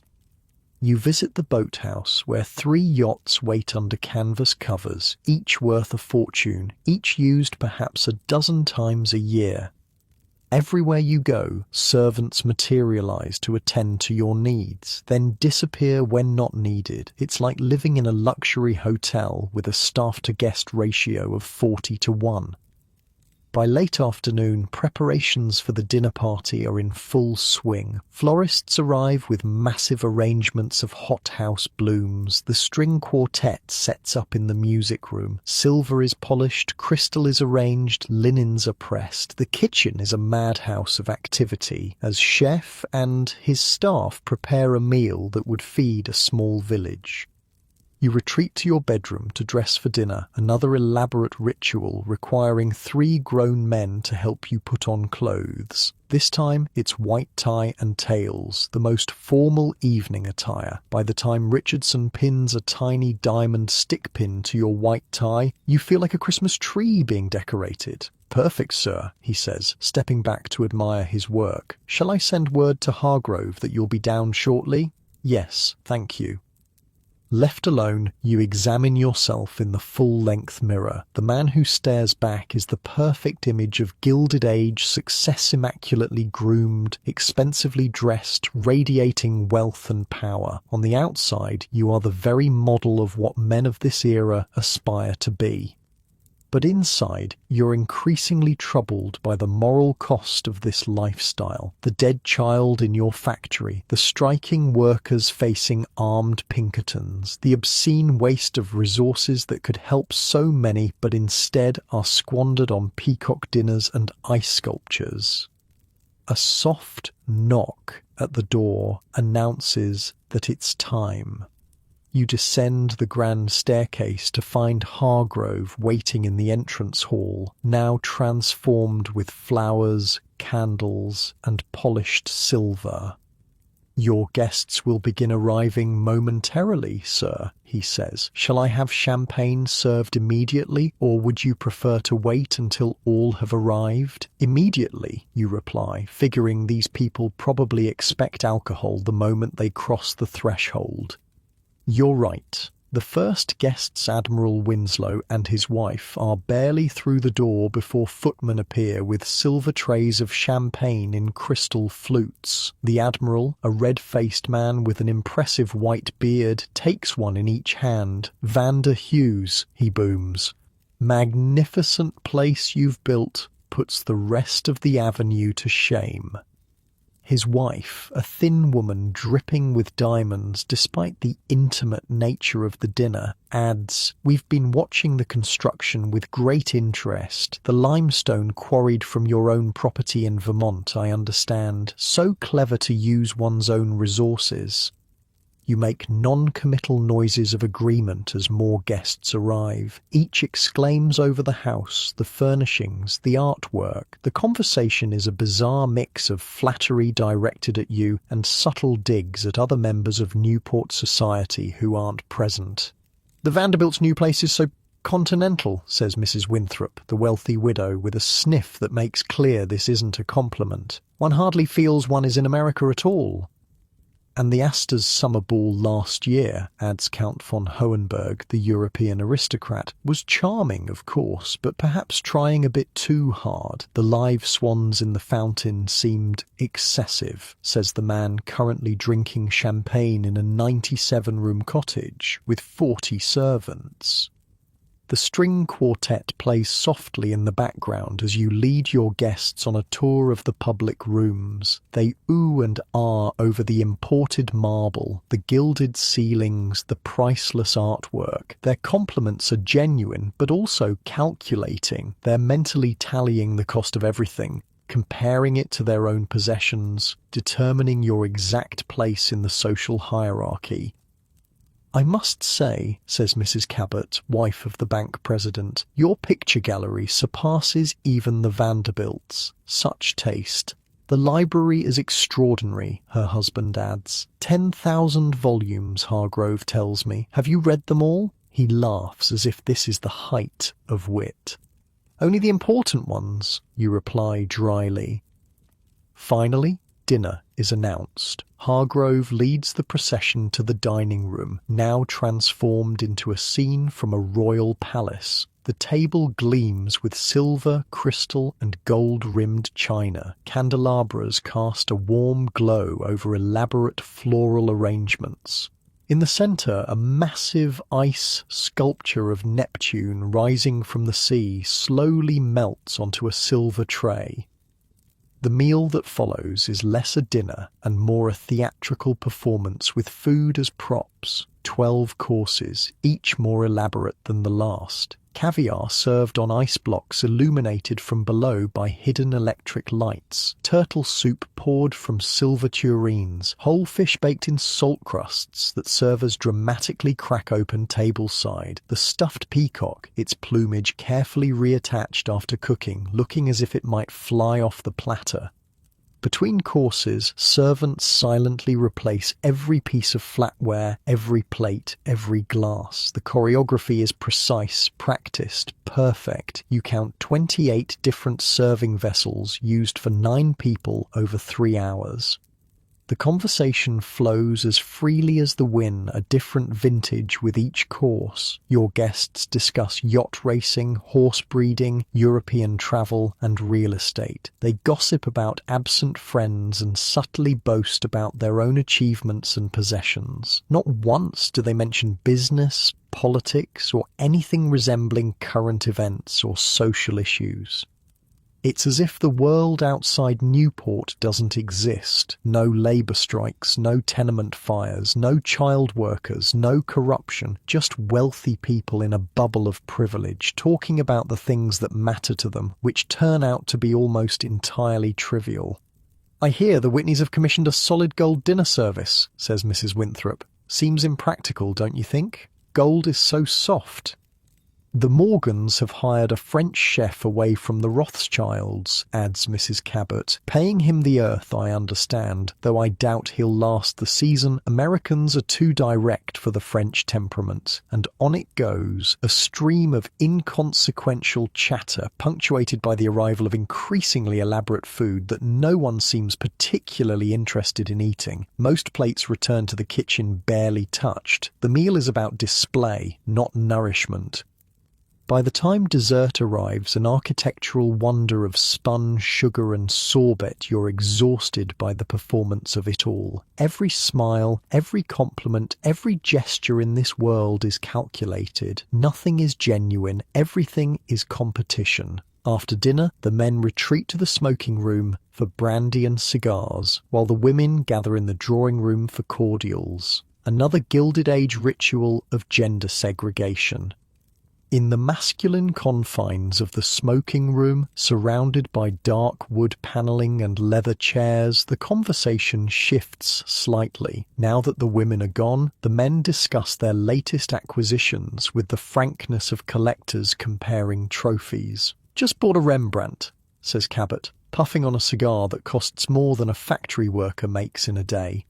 "Small piece, nothing major, but authentic. 40,000. Or solid investment, nods the Admiral. Art always appreciates. Better than these new automobile contraptions Harrison is so keen on. Noisy, unreliable things.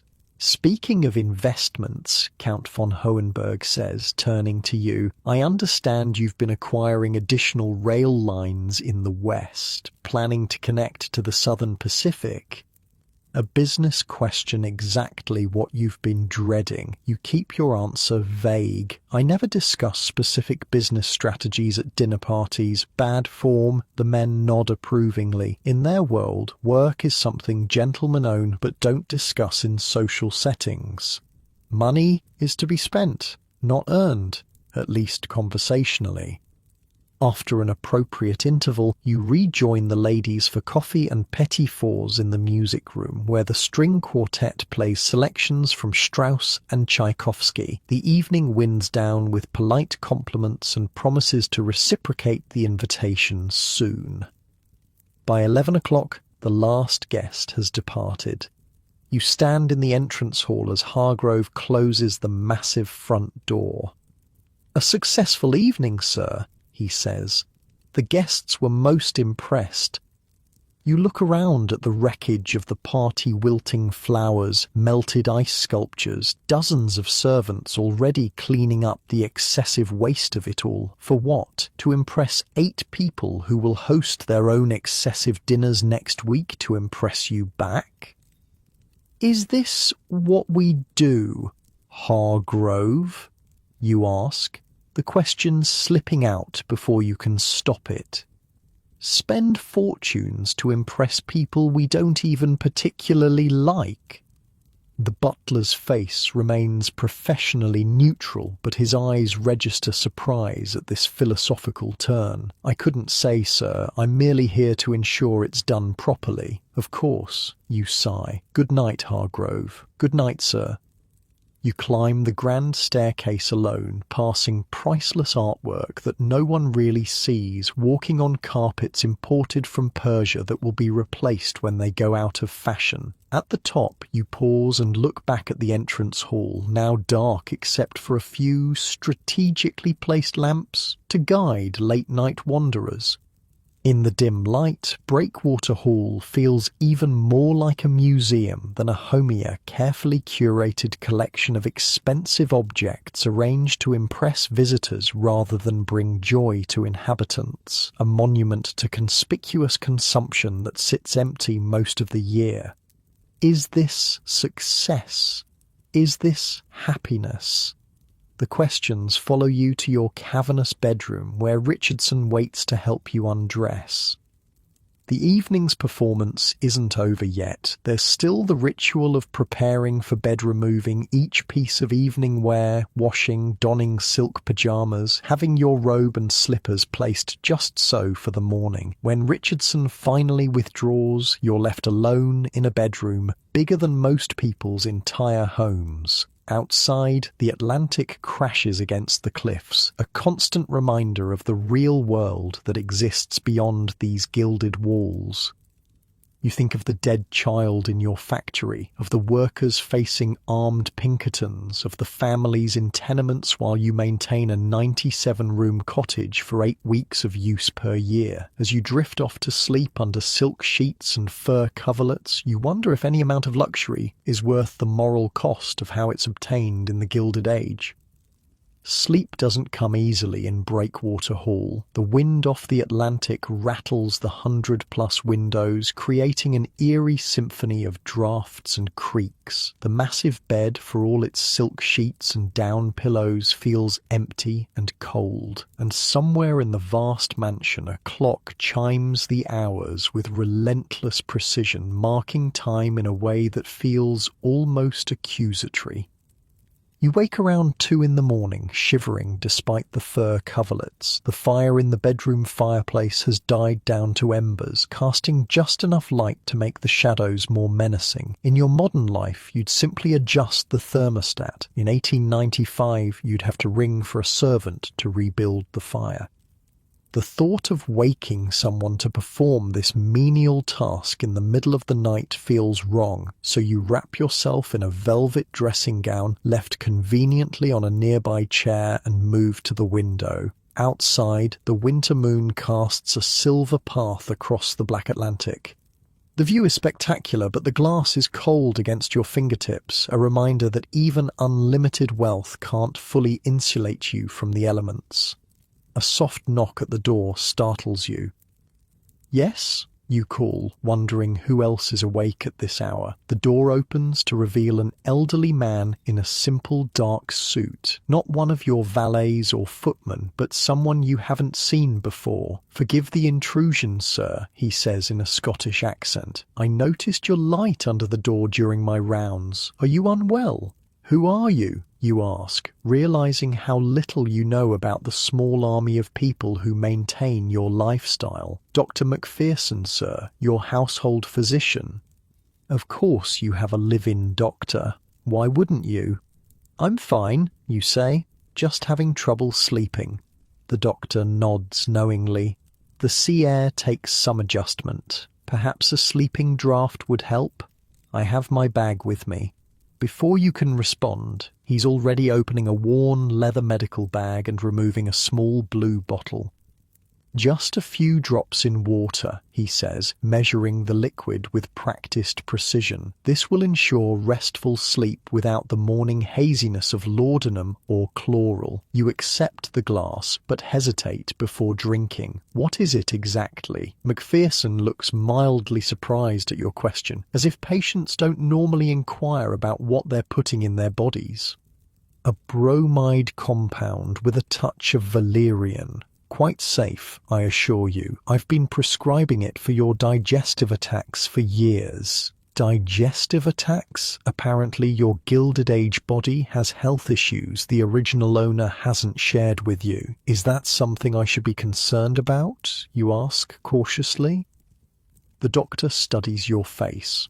"Your stomach complaints have been well managed with diet and medication, sir, though I've repeatedly suggested that reducing your business pressures would provide more relief than any medicine. In other words, your Gilded Age self suffers from stress-induced stomach problems. Not surprising, given the moral compromises and cutthroat business decisions you've witnessed in just a couple of days.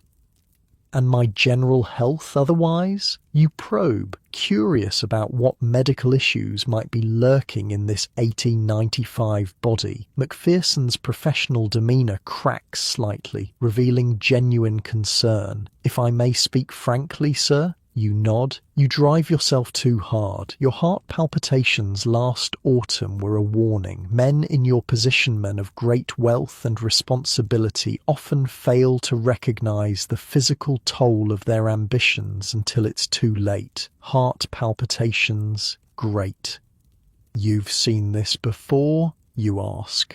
"Too often," the doctor says grimly. "Mr. Morgan suffers from nervous exhaustion. Mr. Carnegie battles insomnia. Mr. Vanderbilt's digestive system is so compromised he can barely eat solid food. And Mr. Gould worked himself into an early grave." J. Gould, the notorious railroad magnate and speculator, had died in 1892 at just 56, a sobering reminder that all the money in the world can't buy health or time. The human body was not designed for the pressures of modern business, Macpherson continues. The telegraphs, the telephones, the constant demands, they take a toll that even the best medical science cannot fully address. It's ironic. These men who seem all-powerful, who control industries and shape nations, are ultimately just fragile humans breaking down under pressures they themselves have created. "What do you recommend?" you ask, genuinely curious about Gilded Age medical advice. "Moderation in all things," the doctor says, sounding like Hippocrates rather than a modern physician. "More rest, less rich food, fewer business entanglements, perhaps a sea voyage purely for pleasure, not business. Simple advice that the wealthy rarely follow." "And this current insomnia?" you ask, gesturing to the glass still in your hand. A symptom of an overactive mind. The draft will help tonight, but addressing the underlying causes would be wiser in the long term. You down the medicine, which tastes bitter despite an attempt to mask it with sugar. Thank you, doctor. I'll check on you in the morning, McPherson says, packing up his bag. Ring if you need anything further. When he's gone, you return to the window, waiting for the draft to take effect. The doctor's warnings echo in your mind. Heart palpitations, digestive problems, nervous exhaustion, the physical price of Gilded Age success. And it's not just physical health at stake in this era. In a time before antibiotics, before modern surgery, before many vaccines, illness that would be treatable in your time can be a death sentence in 1895. Appendicitis, pneumonia, infected wounds, all potentially fatal. Even childbirth remains perilous for women of all social classes. Money provides some insulation, private doctors, cleaner living conditions, better food, but the rich are not immune. President Cleveland had secretly undergone cancer surgery on a yacht just 2 years earlier to hide his condition from the public and prevent financial panic. Even the powerful cannot escape the limitations of medical science in this era. A wave of drowsiness washes over you as the sleeping draft takes effect. You make your way back to the massive bed, your limbs growing heavy. As you slide between the silk sheets, you wonder about the nameless workers in your factories and mines. If you, with all your wealth and a personal physician, face health challenges, what must their lives be like? No doctor making midnight house calls for them, no expensive medications. No options when injury or illness strikes except to hope for recovery or face destitution. The thought follows you into uneasy dreams. Morning brings an unexpected telegram. Return to New York immediately. Stop situation at mill critical. Stop violence reported. Stop. The labor unrest has escalated. As you hurriedly dress for the journey, the 3 valets now working with brisk efficiency rather than ceremonial slowness. Richardson fills you in on what he's learned from the morning papers. Workers at the Pittsburgh mill attempted to prevent replacement workers from entering, he explains as he fastens your cufflinks. The Pinkertons opened fire. 3 dead, dozens wounded. The governor is considering calling in the state militia. 3 people dead over working conditions and wages. 3 families destroyed because they dared ask for basic safety measures and living wages. And your Gilded Age self-heir, ultimately responsible.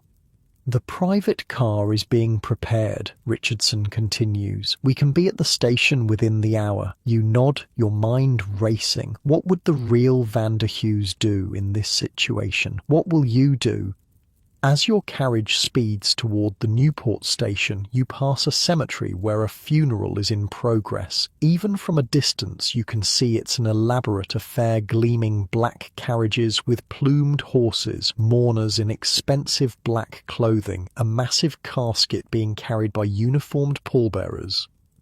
Death spares neither rich nor poor in the Gilded Age, but even in death the class distinctions remain stark. The wealthy get marble mausoleums and elaborate ceremonies, the poor get unmarked graves in potters' fields. The 3 workers killed at your mill probably won't even get proper funerals, their families can't afford them. At the station your private car awaits, coupled to a waiting train. The porter greets you with a bow. We're prepared for immediate departure, sir. The telegraph operator has arranged priority clearance for the journey to New York. Inside, your private palace on wheels has been reconfigured for business travel. A desk has been set up with neat stacks of papers. Maps of Pittsburgh and its surroundings are pinned to a board. Several telegrams await your attention. As the train pulls out of Newport, you sift through the paperwork, trying to understand the full situation. The strike began over safety conditions specifically, the lack of guards on the machinery that killed that 12-year-old boy. When management refused to discuss changes, workers walked out. The company, under your name, brought in Pinkerton agents to protect replacement workers being bussed in from other cities. Violence erupted when striking workers tried to block the factory gates.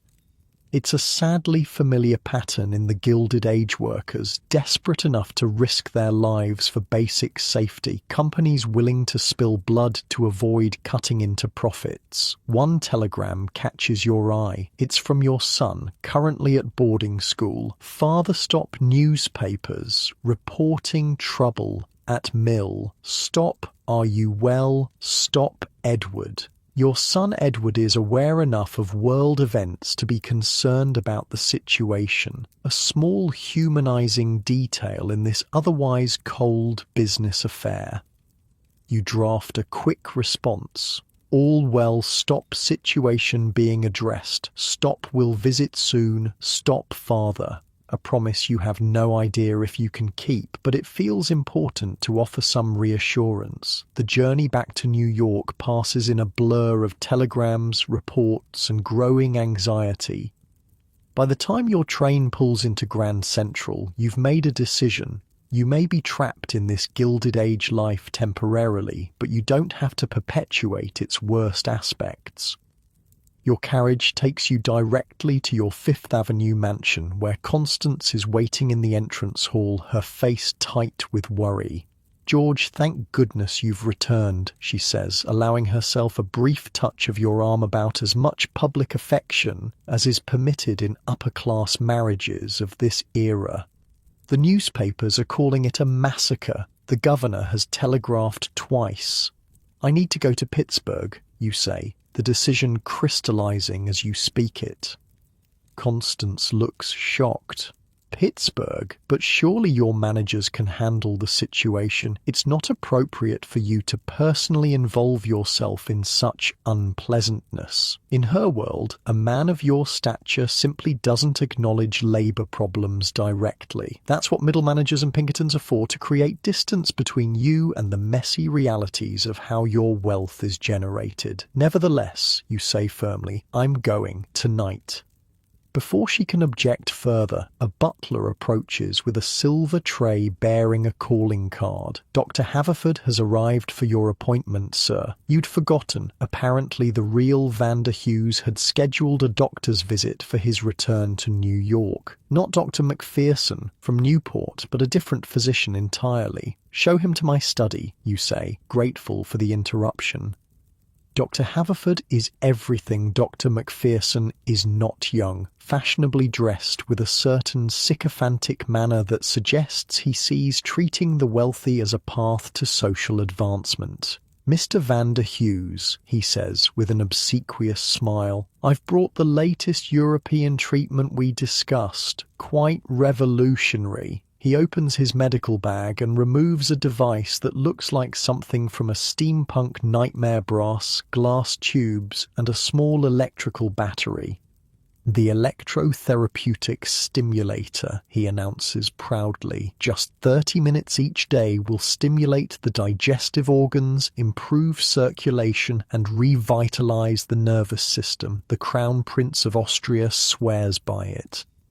You stare at the contraption, which would probably do more harm than good. This is the state of medical science for even the wealthiest Americans in 1895, a mix of emerging scientific understanding and outright quackery. The rich can afford the latest treatments, but latest doesn't necessarily mean effective in this era. "Perhaps another time," you say diplomatically. "I'm preparing for an urgent journey." The doctor looks disappointed, but quickly rallies. Of course. Then perhaps you'll allow me to provide a travel kit. I've prepared digestive powders, sleeping draughts, and my special heart tonic." You accept the kit mostly to hasten his departure. Once he's gone, you return to the task at hand, preparing for Pittsburgh. Richardson appears as if summoned by your thoughts. "Shall I pack for an extended stay, sir?" "Yes, and arrange for the private car to be ready tonight." "Oh, very good, sir." He hesitates. If I may, sir, your presence in Pittsburgh during labor unrest may be inadvisable. There have been incidents of violence against factory owners in similar situations. He's warning you that you might be in physical danger, a legitimate concern in an era when labor conflicts sometimes escalate to bombs and assassinations. I'll take that risk, you say. Richardson nods, his expression neutral, but his eyes showing a hint of surprise and perhaps respect. As you wish, sir. As evening falls, you find yourself once again in your private railcar, this time headed west toward Pittsburgh and an uncertain confrontation. The luxury surroundings now feel grotesque against the backdrop of dead workers and broken families. You've spent the afternoon drafting a new policy for the Pittsburgh mill: shorter hours, slightly higher wages, basic safety equipment, no child workers under 14. It's modest by modern standards, but revolutionary for 1895. Your secretary nearly fainted when you dictated it to him. Sir, he had protested, these concessions will reduce profits by nearly 8%. I'm aware, you'd replied calmly. Prepare the documents anyway. Now, as your train speeds through the darkness toward Pittsburgh, you stand at the window watching America roll past. Small towns with warm lights in windows, farmhouses isolated in vast fields, and occasionally the hellish glow of factories working through the night, their chimneys belching smoke into the sky. This is the real America of the Gilded Age, not the mansions of Newport or the ballrooms of New York, but these factories where the actual wealth is created not by the Morgans and Carnegies and Vanderhughes of the world, but by millions of anonymous workers who will never set foot in a private rail car. A knock at the door interrupts your thoughts. The porter enters with a telegram that's just been passed to the train. Message from Pittsburgh, sir. The yellow paper bears grim news. Situation deteriorating. Stop militia deployed. Stop factory gates under siege. Stop advised delaying arrival. Stop. Too late to turn back now. You're committed to this course, whatever the consequences. As midnight approaches, you prepare for bed in the surprisingly comfortable sleeping compartment of your private car. Richardson helps you into silk pajamas and a monogrammed dressing gown. Will there be anything else, sir? He asks, his routine question carrying extra weight tonight. You look at this man who has served the real Vanderhughes for years, who knows your habits and secrets better than most family members, who has witnessed your worst moments and kept your confidences. Richardson, you say slowly, have you ever considered what it must be like to work in one of my factories? He blinks, genuinely startled by the philosophical turn. I cannot say I have, sir. 12 hours a day, 6 days a week, no safety measures. Children younger than 14 working alongside dangerous machinery for wages that barely cover food and shelter. Richardson's face remains professionally blank, but his eyes betray discomfort. I imagine it must be challenging, sir. Challenging, you repeat. Yes, I suppose that's one word for it. An awkward silence falls between you, a moment of genuine human connection breaking through the rigid master-servant dynamic. Will you be requiring the sleeping draught tonight, sir? Richardson finally asks, retreating to the safety of routine. No, I think I need a clear head for tomorrow. Very good, sir. Good night. When he's gone, you lie in your berth, feeling the rhythm of the train as it carries you toward Pittsburgh. The gentle rocking should be soothing, but sleep remains elusive. You think about the workers who will greet your arrival not with the bowing and scraping of household servants, but with anger and suspicion. To them, you're not a human being, but a symbol of oppression, a faceless entity who profits from their suffering. And they're not entirely wrong, are they? Your beautiful mansions, your private railcar, your army of servants, all built on the bent backs of workers, all paid for by a system designed to extract maximum profit at minimum cost, human or otherwise. As the train speeds through the darkness of rural Pennsylvania, you wonder what will happen when you reach Pittsburgh. Will your modest reforms be enough? Will the workers accept them? Or have things gone too far for compromise? Will you find yourself facing a mob? Or worse? And what if you wake up tomorrow back in your own time? Will the real Vanderhughes return to his body, tear up your reforms, and unleash more violence on his workers? Is anything you're doing making any real difference? Outside your window, the night is punctuated by the glow of steel mills in the distant Pittsburgh coming into view in the pre-dawn hours, the steel city where fortunes are made and bodies are broken in equal measure. You think about the contrasts you've witnessed in just a few days as a Gilded Age billionaire, the 97-room cottage in Newport and the tenements of New York, the 12-course dinners and the workers who can barely afford bread, the army of servants catering to your every whim, and the children working 12-hour shifts in your factories. America in 1895 is truly two different worlds, and you've had the rare privilege or perhaps burden of seeing both.